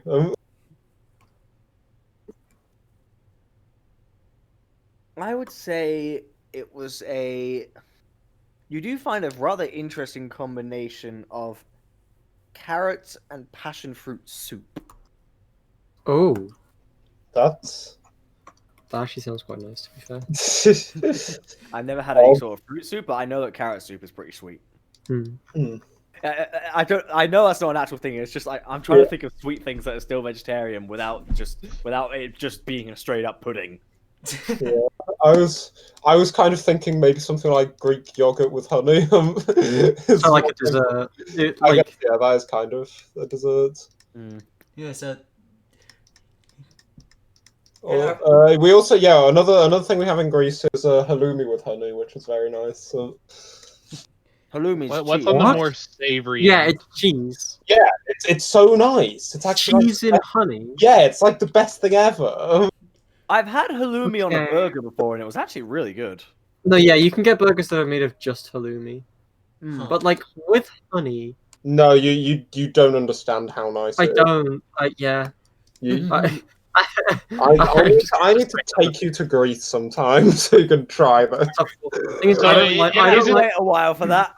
Is it the concept of a sweet cheese that's throwing you off? Or like No, it's the cheese? concept of honey specifically on cheese. Like I get like sweet cheeses. I've tried halloumi. I can see it actually. I think remembering what I remember of the taste of halloumi and honey, I feel like it can work. I'll just take How the it words for it. works. I'm not It really works so well. I guess the thing is, I'm also not like really a cheese person. So Right. I mean, neither am I. In any case, I think I'll order a helping of that. The carrot and fruit soup. passion fruit soup. Okay. How did we go from perusing a vegetarian elvish menu to talking about Greek cuisine? yeah, this is a good question. It's my idea of like sweet foods that aren't puddings. I mean, to be fair, if it's Greek, wouldn't it be more Prospaxian then? That's true. I did not design Prospax on Greece. I was just going off of the language thing. But I designed prospects to Greece. Well, fuck you. You're not the DM. Alright, This is my while world, reading- damn you. while going through this, is there anything that's more on the savory side of things? Because I'm pretty sure we've had plenty of fruit along the way. That's a good point. There are quite a few salads. Some vegetables. They do indeed serve some a few cheese meals. You do notice a tomato pasta on the menu. Suppose I'll go with that then. I like how we're putting this much thought into just what are. Yeah, I'm like, fuck, I haven't prepared this shit. To be fair, I feel like You always prepare the tavern menus. Is what I've learned. I don't know. For me, it's just like, you guys order a beer and some meat. That's all. I'm thinking like, but the elves wouldn't eat that stuff. Oh god, I don't know vegetarian meals because I'm a meat lover myself. Fuck, Yeah. what do I do? Yeah, that's a good point. What kind of drinks do they have? I want a nice pairing with my pasta. Coffee. They have a pretty. There's one pretty nice sounding red wine that doesn't look too expensive.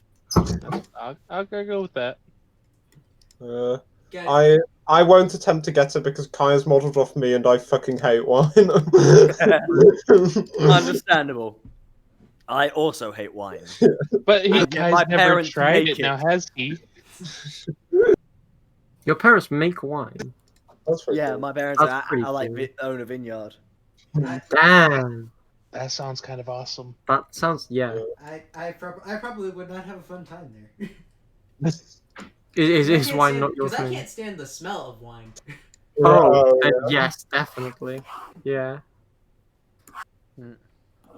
Yeah, they've been doing it for a while now. Very long while, actually. Since like 2008, I think is the earliest one. Damn. I think it's one of the reasons we're down Anyway. in France, actually.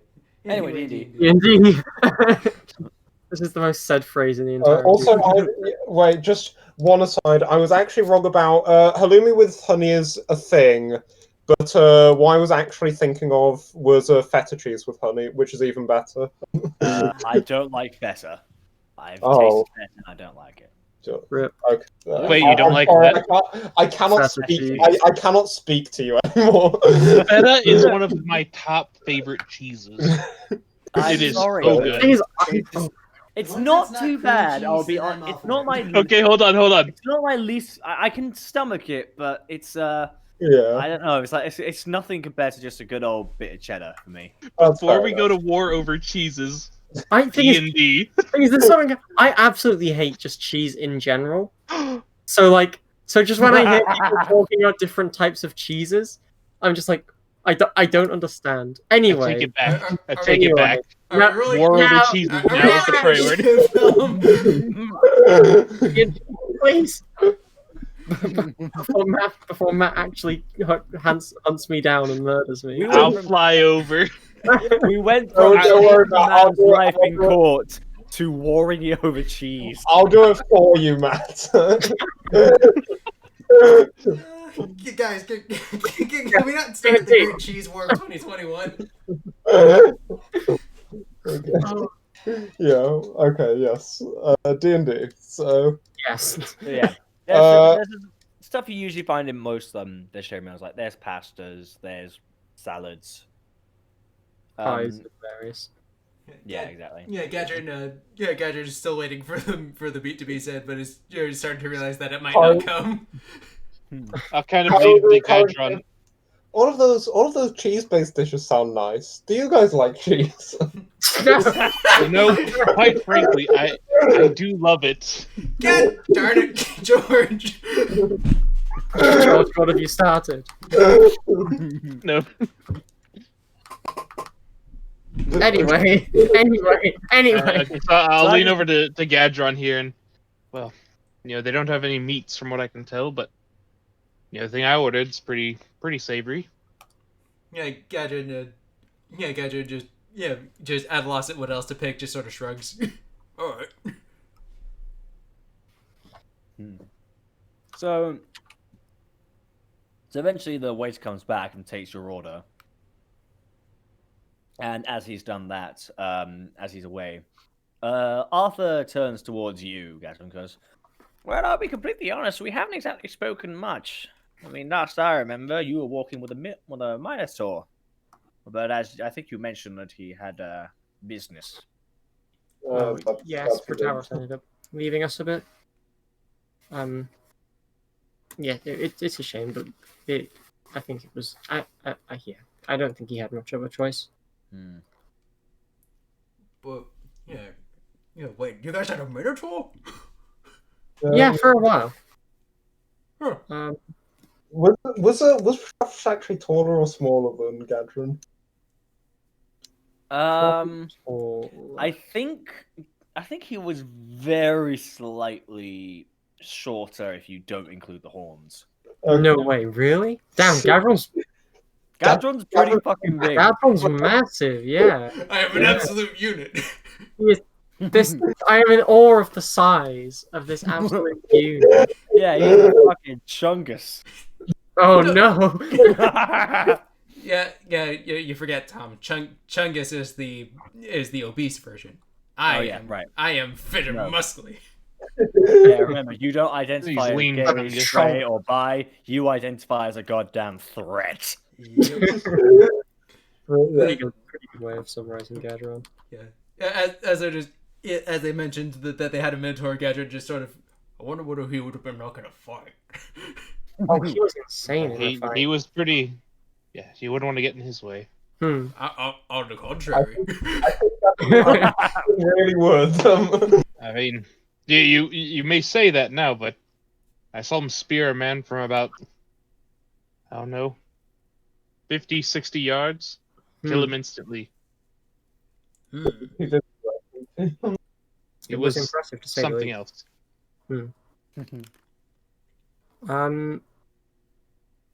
So, in terms of meals, Gadron, you still haven't ordered anything.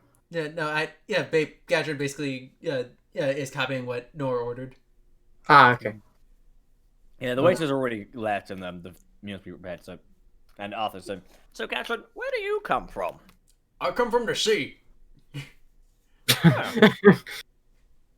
I see. You're, born a sailor, die a sailor sort of thing, I imagine. Well, more or less. But I kind of had to stroke it out on my own ever since, for about, I don't know, 17 years. Maybe born a sailor, Maybe that's why you can't die, Gadron. You're waiting to go back to the for it.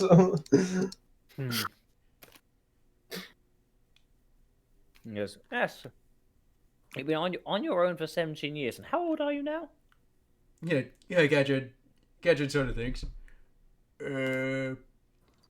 34, I think. So you were 17 when you left. Wow, that's quite young. Yeah, Gadron sort of shrugs. Yeah, wasn't in.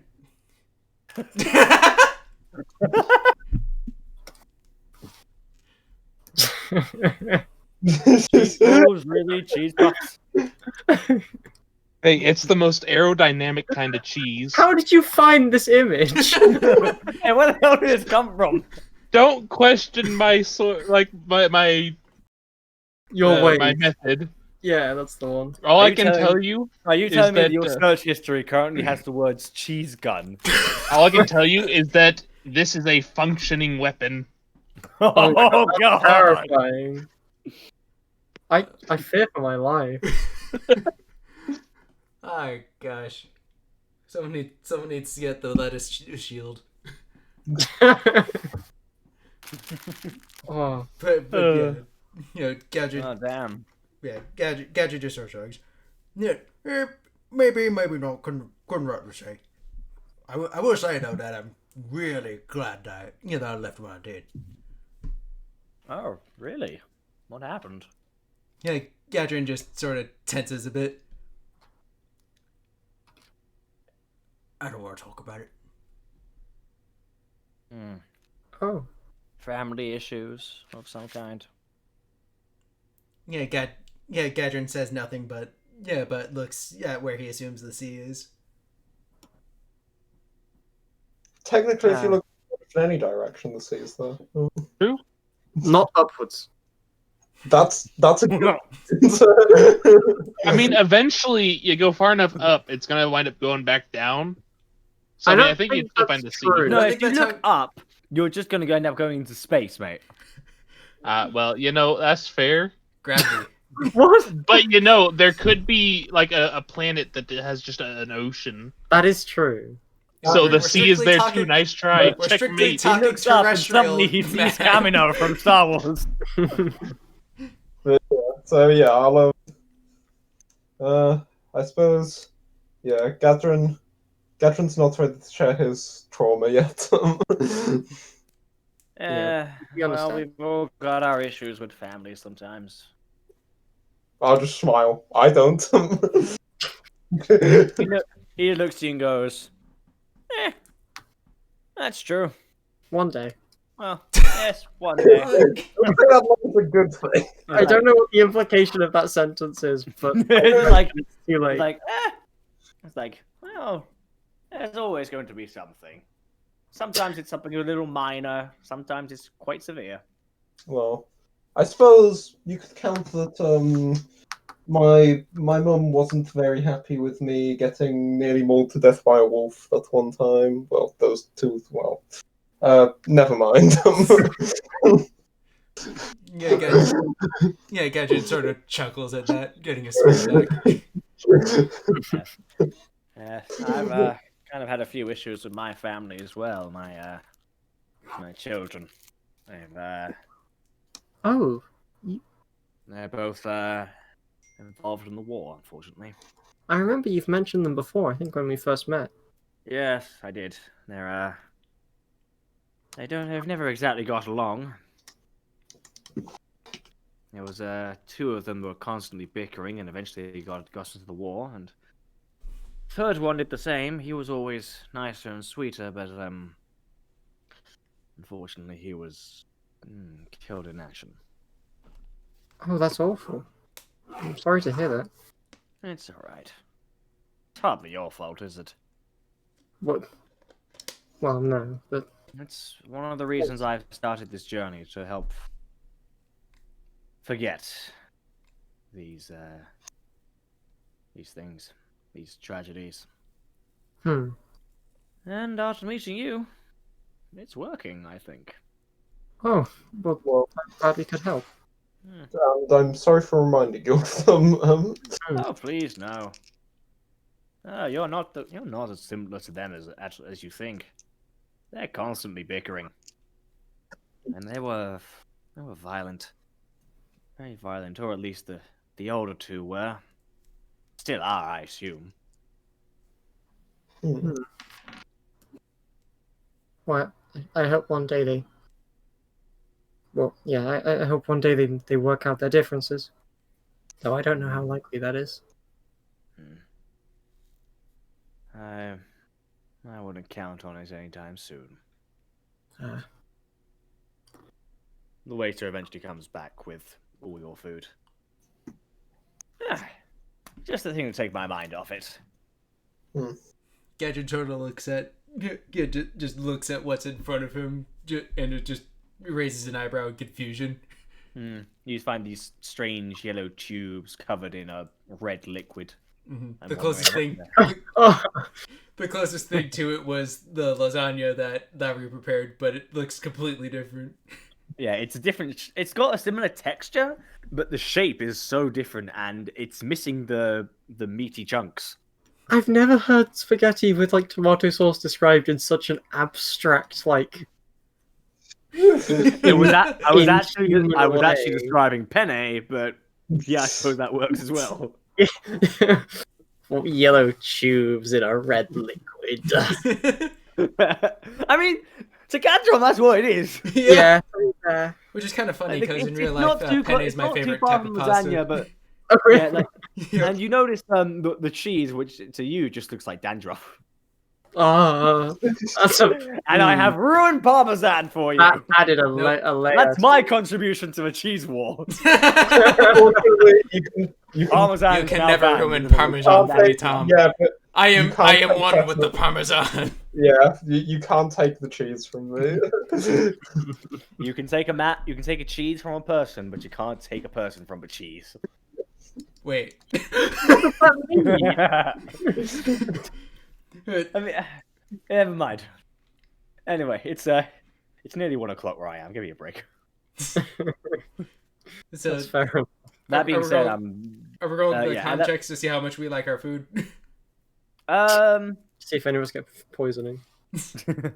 I'll say for Lowry, it's not necessary. You're used to this kind of cooking. Kai and Nor and yeah, definitely Gadron. If you want to, George and Matt, you can, but don't force. You don't have to. Now I want to. I don't know. If it was just like fruit and carrots, there's nothing. There can't be anything too bad. I'm on fire, baby. Yo, he's hitting all the good rolls. I don't know. I guess I'll just roll, not to see if I get poisoned, but just to see how much I enjoy it. Oh wow, I'm loving it. You take one spoonful of the soup, and you immediately get those like sparkly anime eyes.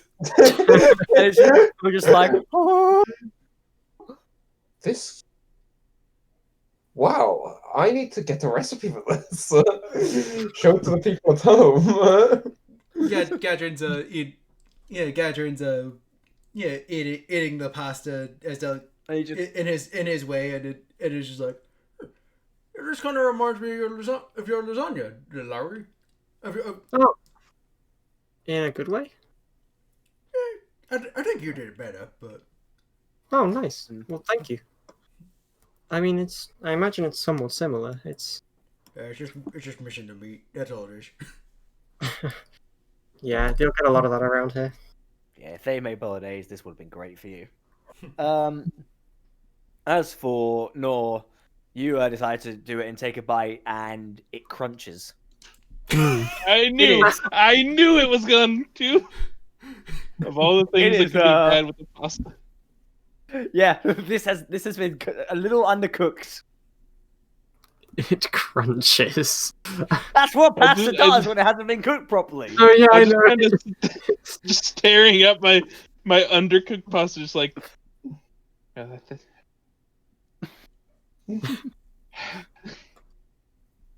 There's not words to be said. He's just very disappointed.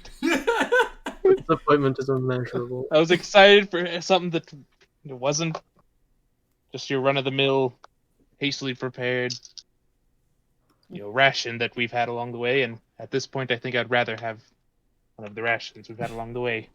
Oh, it's I'll just kind of like pull up one of the noodles and just kind of go tink, tink, tink, tink on the table.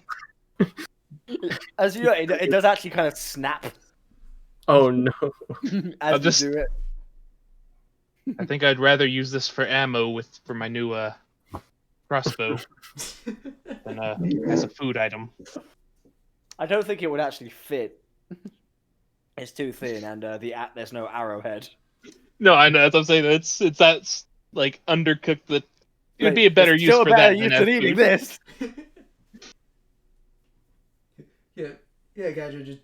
Gadget just looks at Nor. If we're not gonna eat our kid. I'll just slide the plate over to him. Go ham. Gadron, do you give him yours, or you just eat both? I just eat both. That's what I fully expected. Yeah. Part of me was thinking, well, maybe he's just been nice. And then I thought, oh, wait, it's Gatron. Chaotic neutral, baby. I feel like Gadron would have no issue eating it as well. He would just like his jaw. He was just like, oh. He ate 5 weeks stale pastries and said they needed more salt. I think he'd be fine with eating just about anything as long as it's not pure vegetable. That's true. If it wasn't for my paper skin and glass bones, maybe I could have eaten the pasta. Ah, jeez. Man, everything's expensive here. The food's undercooked. I think I'm starting to miss prospects more and more. Okay.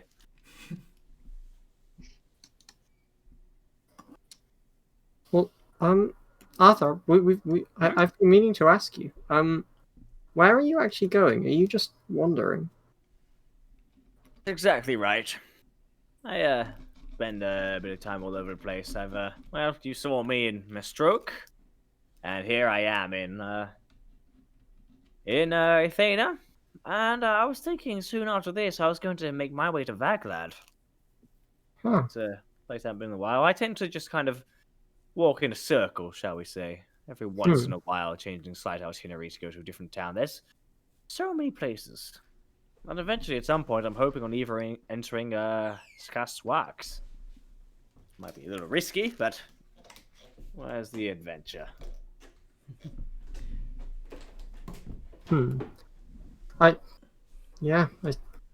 Well, it sounds exciting. I would say I'm surprised you've made it this far with your age, but that would be a lie. What's in Skaswax to seek? The unknown. Who knows? There could be all sorts of. It's the one place that hasn't been entirely colonized by the main settlers. You see. I suppose. It's a place that's been unmarked on any map. I suppose it could be a draw for that. Could be a draw for some. Yes. Exactly. Good. It's certainly a draw for me. Yeah, Gadget looks up while he's eating. I wonder, would there be a note there? Possibly, there could be some interesting artifacts of people who may or may not have lived there. Who knows? It certainly hasn't been marked. There certainly isn't much marked on any official government maps, but there's bound to be at least some remains of someone or something.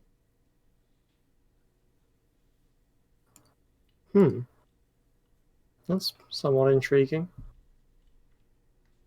Well, I hope you get there safely, and I hope you enjoy your time there. Thank you. It's fine. We're not entirely sure where we're going next. We'll obviously head home.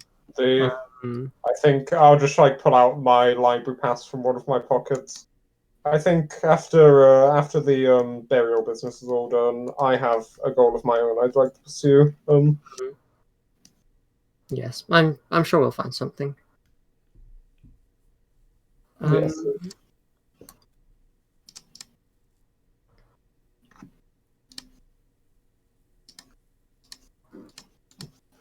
But yes, I think this is where I'd like to go. After that, who knows? We can just go where the wind takes us, as Gadron might say.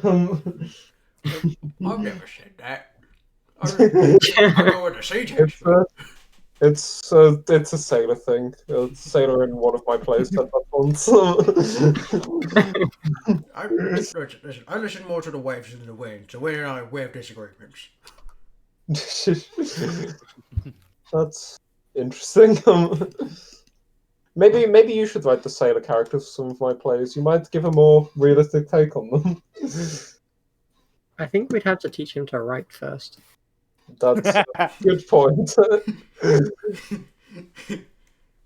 Yeah, Gadget just shrugs.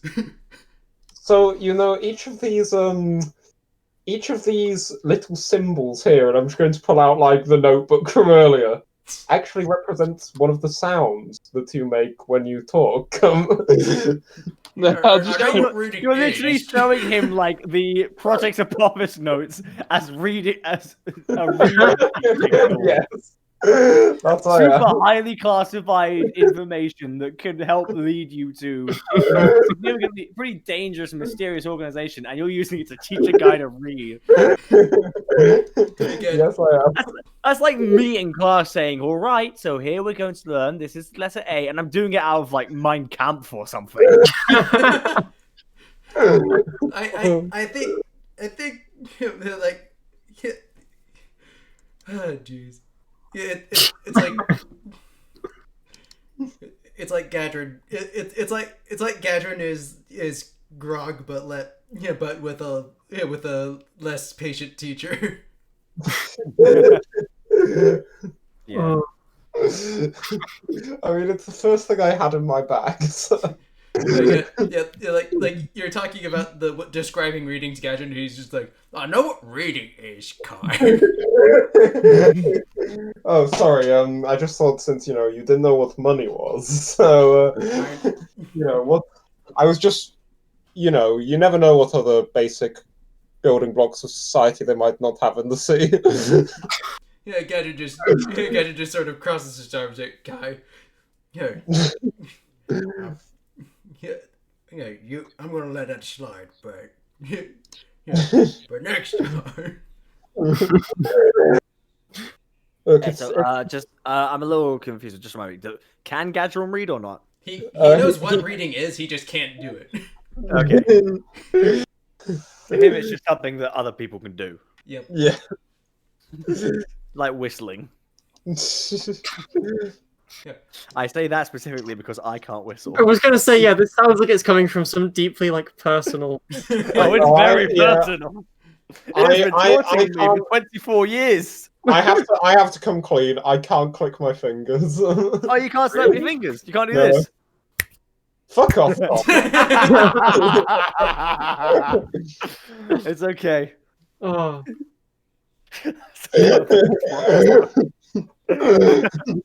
Immediately just fuck off, Tom. And there was some genuine aggression in there. My goodness, I never heard you so spiteful before. It's a touchy subject, okay. It's okay. I can, like I just said, I can relate. anyway, please, this session. Okay. This has just been side conversations eventually, of D&D session. Eventually, you do finish your food. Arthur willingly pays himself. The whole thing. So. Wait, for our food? Yeah, for everyone. No, please don't. We already owe you so much, and I would really. In fact, let me pay for your meal, please. It's the least I can do after everything you've done for us. And he goes, "Oh, please, I can afford it. I can afford it." But so can we. Well, I suppose if you insist. I genuinely do. Yes. It will cost you 2 gold. Oh right, okay. Yes, It's a fairly expensive restaurant.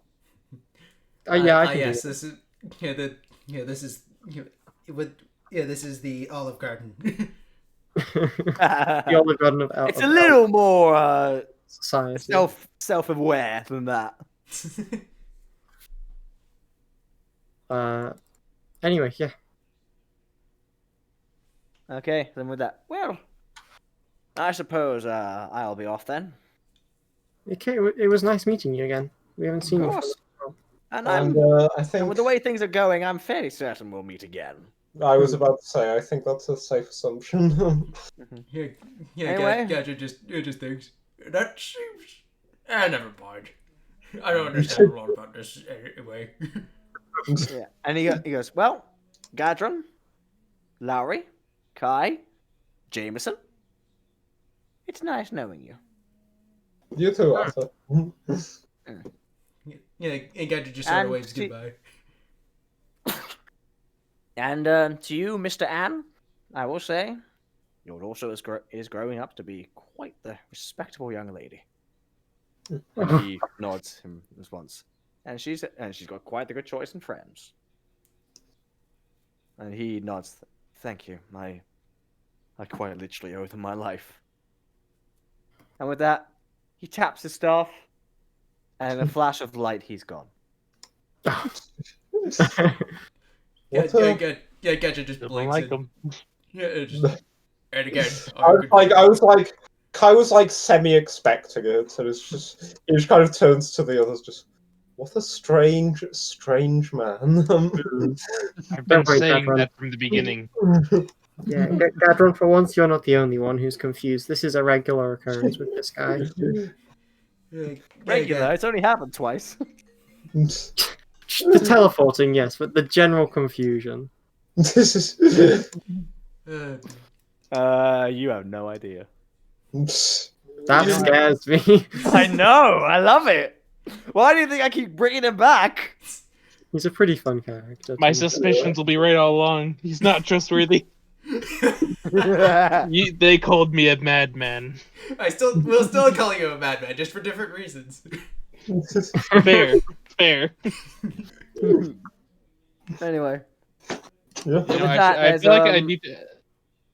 You do hear a cry from across the room. Goes, your stuff is ready, by the way. If you want to come over. Oh, nice. It's coming from the weapon shop. Perfect. Oh, nice. And yeah, I will. Yeah, I guess I'll just follow on and over. And this having time, Conroy is with you. Okay. And you walk into the shop, and he's there. Well, I managed to fix up your weapon there, good sir. And as for you, madam, I had a look through, and I managed to refine the projectile system a little bit. There were a couple of things loose that I think you might have missed in all the hassle. And also, free of charge, I've gotten you a few better made bolts. Oh, So, nice. Thank you. This should be a little more. Well, he kind of fires it like a test dummy, and it goes right through.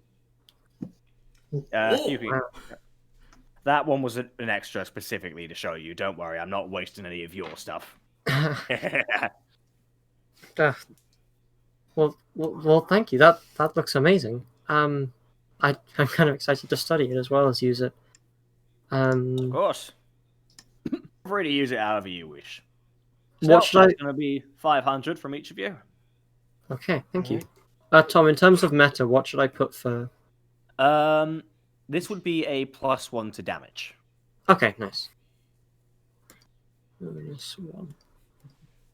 Got that. Thanks. And 500 gold, was it? Yes. Cool. Hooray for easy math.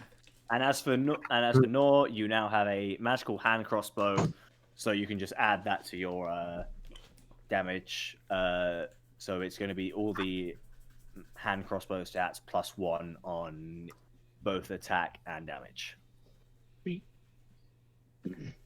I should ask, does he have any bolts I could buy too? He's already prepared a good 40. Oh, sweet. Hmm. I've never had this much ammo.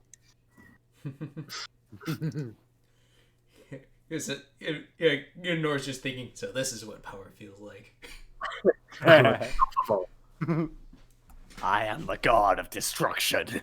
It's like in Harry Potter when they gave Harry his wand. It's like... And the wind is blowing in his face. And it's like, curious. Very curious. And with that, you guys step outside, and right as you're about to head to... I assume you're going to be heading towards the gates. Yeah, so On your way and out. yeah, we're gonna pick up Barnaby and his cart all the way. Yeah, but as you walk outside, you do notice landing in front of you is a small osprey. Is that a kind of bird? It is indeed a type of bird, Okay. and it has a scroll attached to it. Plot Gadron. hook. Gadron, you do recognize this osprey. Oh, You weren't no. expecting to see it here, because normally this is your pet osprey from your ship. Yeah. Oh, Yeah. Oh, yeah. Osprey, what are you doing here? Okay, thank you for providing the name for me. His name is Osprey now. That's both incredibly lazy and incredibly in character. Yep, that was a goal. All right. So Osprey just kind of hops up to you, onto your shoulder, kind of nuzzles you a little bit in the face, before just kind of gingerly extending his leg. Gadget catches the scroll and unfurls it a bit. Okay. And you see a few scribbles, which to everyone else just looks like incredibly vague doodles, but to you is perfectly legible. It's basically a new kind of font known as Gadronese. I was gonna say, are they conveying messages by literal pictures so he can understand? Yep. I knew it. It's Gadron's can't. Exactly. Exactly. Gadron can't. Like, you read it as such. Sup here, Gadron. This is Franklin here. I don't know what you're up to at the moment over wherever you are. Whether you're still in the stroke or somewhere else entirely, I have no idea. But me personally, I made my way over at Reef Pool, where we last left the ship, and she's still there, safe and sound. Just sending Osprey over to you to make sure that you're safe and sound and all that. If you got any important messages for me to know, be sure to write on the back. Don't worry, I've learned how to read how you write. And as soon as you're available, be sure to come back. This ship has been sitting in port for far too long. Gadget Your friend, Franklin. Gadget sort of smiles.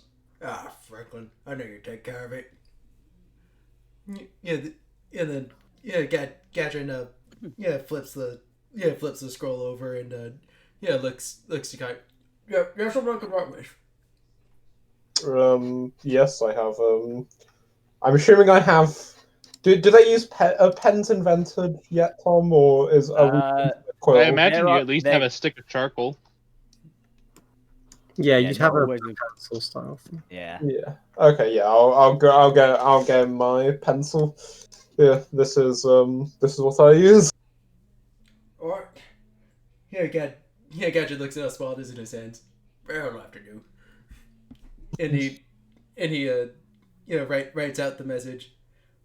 Thanks, Franklin. Yeah, I'm just exploring with those friends that you saw me with last. We might be a bit before the ship. We're gonna do some things over in South Serene, I think it is. South Serene is the city you're in right now, but the country is Athena. Yeah, well, that's what Gadron is saying in the message. Still. Yeah, I feel like it's still a character to say that. Yeah, sure. Yeah, he actually writes South Serene, I think it is. Okay, I'll allow it. Yeah. You know, I was always mispronouncing it as South Serene, so It's written in the setting. Yeah, I know. But until I read that, I was thinking it was just South Serene, so he could write that. But anyway, I'll allow that. Yep. South Serene, I think it is, and but once we're done in here, I'll be right over to you. Yeah, and then he rolls the scroll back up, hands it to Osprey, gives her a little head rub, and sends her back. Aww. She gives one last little nuzzle before flying off. What was that about? Franklin was just letting me know that that my ship is safe and sound. So once we're done with whatever George has, with whatever Carl wants to do, I'd like to take it to see my ship. Fair enough. Yeah. And he goes, well, first things first, I think it's about time Rainier got her due funeral. Yes, I think we were all in agreement that that comes first. Thank you. Well, I've while you were off making preparations, I've already loaded her onto the cart, so she's just waiting. Don't say we'll have to travel back through these forests. No, don't worry. I've received word and negotiated a bit, and the guards will let us through the gates again. Oh, nice. Good. Yeah. Unfortunately, that logic cut again, I swear. Well, I You and me both, Quadruin. well, I just hopefully I'm gonna have to ask you about this logic cult eventually and what you were up to, saving me. I owe you guys so much. Yes, trust me, this damned country made it as hard as physically possible for us. Just a bit. Well, I suppose there's a reason why those gates exist. Yes. Definitely so. I suppose, yeah, the authorities would need some way to easily ignore the state that the rest of their country outside of this place is in. Gadget just sort of looks at the gate. I say this is a symbol of inland prettiness. How so? Yeah, think about it. It doesn't have to be there, because you can just cart your way through, and if you actually took the time to cart your way through, you'd know how to make it safe. But Yeah. no, they just can't be bothered to walk the weak. I mean, it's also quite dangerous, to be fair. That's why I said you could make it safe if you know how to walk through. Oh, that's true. Yeah, fair enough. Damn, that's... Yeah. Gadget climbs into the cart and just says, "Yeah, well, what can you do?" Yeah, sometimes things like... Yeah, it's not like we can do anything about it. Well, I suggest we get going. We've got a lot to tell you, Dad, as well. You wouldn't believe. I'm sure you do. After all, the last time I saw you, Kai didn't have that large coat. Yes. Well, you saw what this coat can do. Gadget's just like, it's amazing. It is quite the sight to behold, yeah.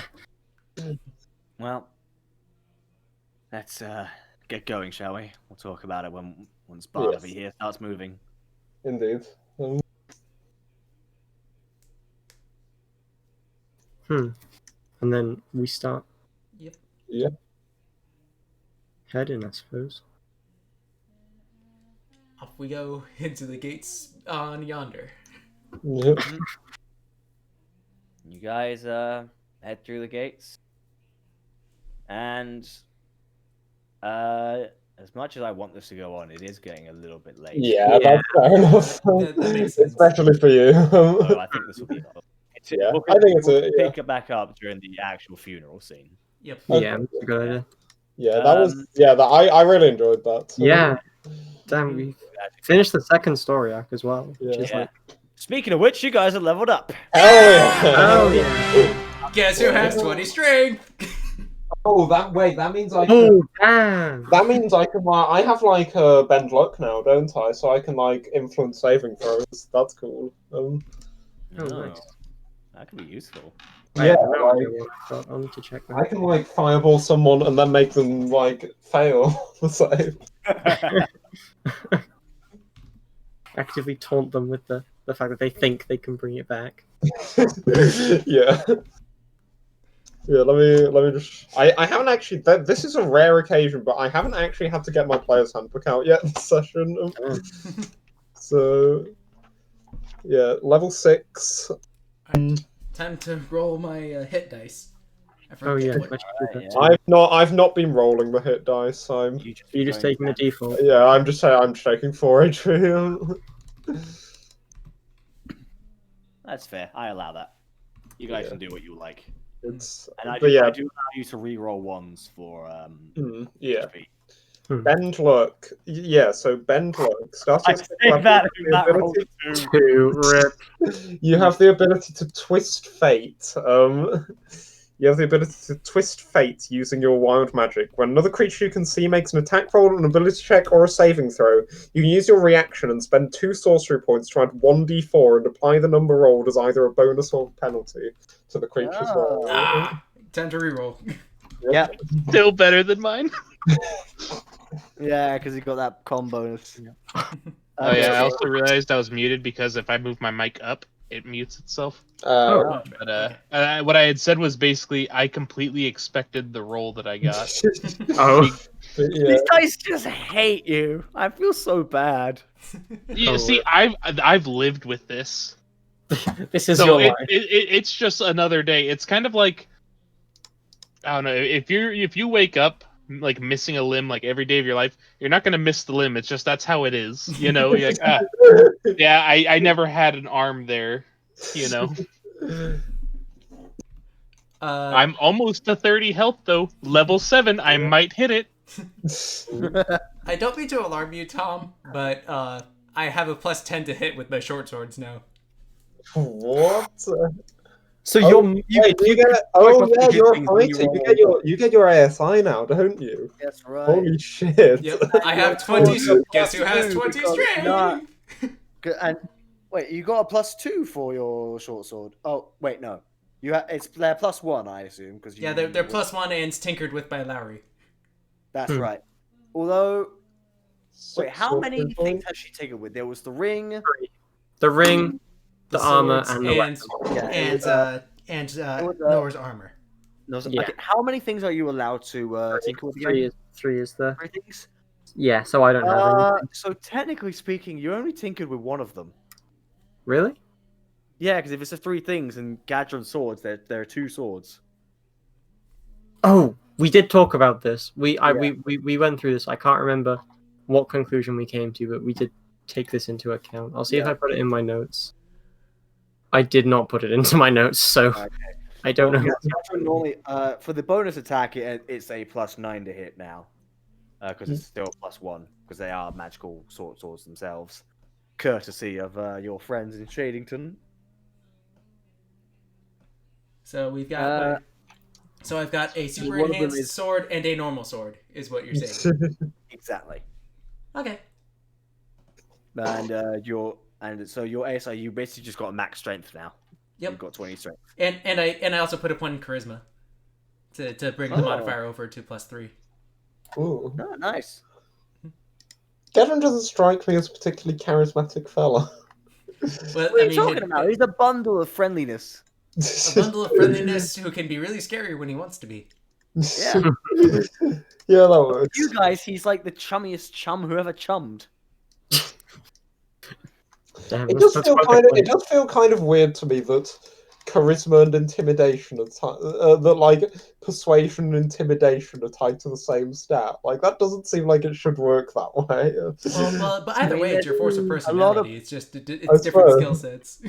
Oh shoot! Wait, at 6th level, I get 2 more infusions, Ooh. so we can give Gadron the other sword.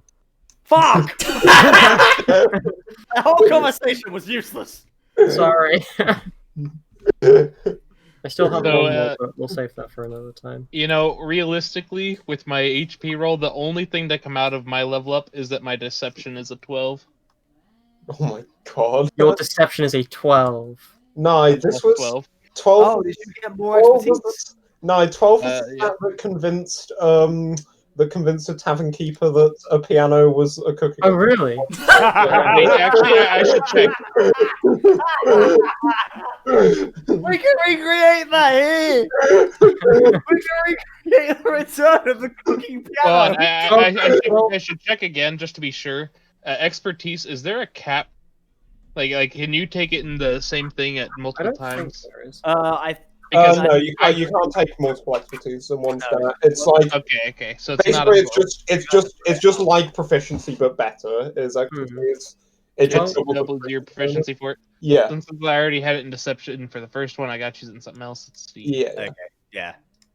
You'll reach 12 you know what? eventually. You'll probably reach like 20 or something by that point. You know what I just realized though? What? Expertise is double your proficiency. When my proficiency went up, I didn't calculate that. Oh. Yeah. So it's actually a 10 in deception and a 10 in performance. Yeah. That's, you know what? I'll still take it. That means I might actually roll like a 13 now. I look at so you're looking good. My passive perception is 9. Okay, so what are you putting your next one in? What are you putting your new expertise in? Well, I got 1 in stealth. Okay. And I'm gonna put the other in sleight of hand. Yeah, that makes sense. Oh shit! I get a new spell, don't I? I'm gonna have to choose. You do. Oh no. Do you get a new spell, Nye? I think you do. No, I don't think I do. I just checked and I didn't see anything increase. So one more. It's something where it says like every level you get a spell or something. Oh, that's true. There's also the artificial specialist spells. In terms of spell slots, I don't have any new ones. But in terms of spell slots doesn't always mean new spell like that. Like you check the spell. Okay, so I'll check that now. 7 spells known. So I have a few things to choose between because haste is kind of the go-to. I didn't gain any. Haste Quadruin. Yeah, if you haste Gadget, then he action surges. He is going to be a hurricane of sharp objects. Haste of Quadruin sounds fun, but enlarged Quadruin also sounds fun. Enlarged Haste Quadruin! Enlarged Quadruin sounds amazing. Sounds absolutely terrifying, especially for me. I'm already gonna have to start shoving out CR10 monsters, even though and we will just step on them. Hey, it wouldn't be the first time. I'm gonna wrestle a Tarrasque. Yeah, I don't know. I think I'll probably end up going with haste, just because. As well, I just realized something else. I could also twin haste. Nice. Just haste both Gadron and Nor, and it's just a storm. Yeah, that would be OP. I can miss faster. I could also. Oh yeah. Your combat rolls aren't too bad. It's a coin flip. Yeah. I hit and I miss kind of in tandem. This is a tough decision because I can also replace one of my spells. So I could graduate from Chaos Bolt to the objectively better Chromatic Orb. But Chaos Bolt is like your thing. Yeah, that's why I'm struggling. Horrible if you replaced it. Yeah, I think I can afford to keep that. I think. If you ever replace Chaos Bolt, I'm kicking you out of the game. Not really. I don't know. It's just that I think it would be fitting thematically because Chromatic Orb is basically just it's just Chaos Bolt but much more kind of controlled and less wild. But at the same time, it's much more controlled and less wild. Yeah, I feel like Kai's not quite at the position where he's fully controlling it. Yeah. Definitely not. Yeah. Flashbacks to Kamikaze.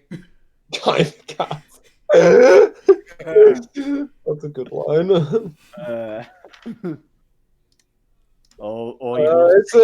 You're not allowed to replace cantrips, are you? Not as a sorcerer. Right. Yeah. So I'll have to suffer through having fucking useless mold earth, never used it, shit spell.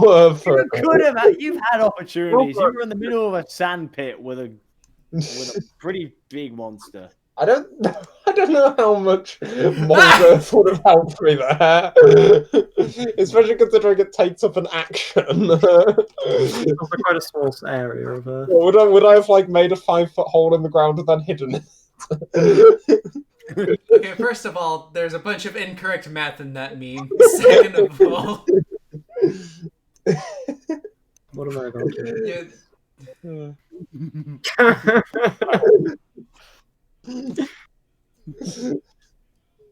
That's one of my absolute. The base comic is one of my absolute favorites. Yeah. Like, and also it's like I can now do calculations 1,000 times a second. It's like, so you're smarter now? I'm stupid faster. I just love the risk I took was calculated, but man, am I bad at math. That's how it be. Okay, so yeah, I'm gonna pencil in haste as my spell now, but I'll have a look over the rest of the stuff available to me and see if there's anything else I like more. Yeah, just make sure you're looking at the source of thing. I don't want you doing it wizard exclusive stuff. No, I've got the thing I use for my character sheet automatically like filters down and only shows you the spells for the class you're taking. Yeah, that works. Hooray. Hey, I could take Gust of Wind. Hell yeah. We can immediately just make the item we spent money on useless. Now we do 2 a day instead of 1 now. Well, I mean, we technically did risk 2 a day. That is true. Yeah, but then we could make the item actually worthless as opposed to virtually worthless. By just breaking it. It just no longer has a purpose. Yeah, the problem is, I don't think I'm ever going to get to take Enlarge Reduce, because by the time by the time we next level up and I next want and I next have a new spell to take, I'm going to have level 4 spells available to me. Rip. Rest in peace. Yeah, I want to see Kaiju Gadrin though one day. Yeah, it will happen. Even if it's not by Kai's hands. Or actually, once we get to level 4 spells, I can get Polymorph. Yes. So you could just straight up turn him into Godzilla. Yes. Turn me into a Jurassic. No, in one of the other campaigns I play, we actually discovered quite a neat combination for this, which we call Giant Hasted Ape. I remember this story, yeah. That's scary. It scares me. Let me get the stat block off. So, Giant Ape, multi-attack. The ape makes 2 fist attacks, plus 9 to hit, 3d10 plus 6 bludgeoning damage on a hit. Yeah. I mean, I was going to have you fight that at one point if Gadrin hadn't succeeded his intimidation. You know, the one literally holding Nor by the hands. Yeah, no, I would have been dead. That ape was like just running along with the cart at the same speed as it. So I don't actually see any flaws in my plan of just spamming spells at it while the cart horse takes us further away. And it can't catch up. I mean, it might not have been running at full speed. It might have just been jogging along, looking at you. Yeah. If it had actually gone at full speed, who knows? But then it will be expending its actions. It would have then been expending its actions to dash. Yes, but also remember that your horse had basically been hasted that time as well. That's true. So under normal circumstances, that guy would have easily caught up with you. Yeah. I am really glad. Barnaby, as much as I love him, he is not the fastest thing in the world. Nope. Yes. I've said it before and I'll say it again. Don't say yeah. Barnaby is the most expendable party member. I feel like Matt would disagree with you. Yeah, I gotta disagree there. Also, it occurred to me something. Next time I'll kill you with this spell. You know what? Do it. Or, you know what? Actually, wait just a little bit. Yeah, actually, no, hold on. Because actually, if I have my reaction, I can half the damage. That's and true, if I get another level up and I get my evasion. Evasion, I might be able to just Guys, be like, can't we just let Gadrin get hit by spells once in his life? You say it like he wants that. He probably does. Because hard spells had to mean something cool to fight. Yeah, fair. I addressed this. Gadrin picks fights with anything that has a collective mass larger than his biceps.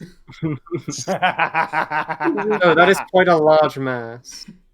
That's It's why he didn't immediately decimated you guys. Hmm. Yep. You guys are all smaller than his left bicep. That's the only reason. Anyway, yeah, thanks for the session, Tom. Yeah. Yeah.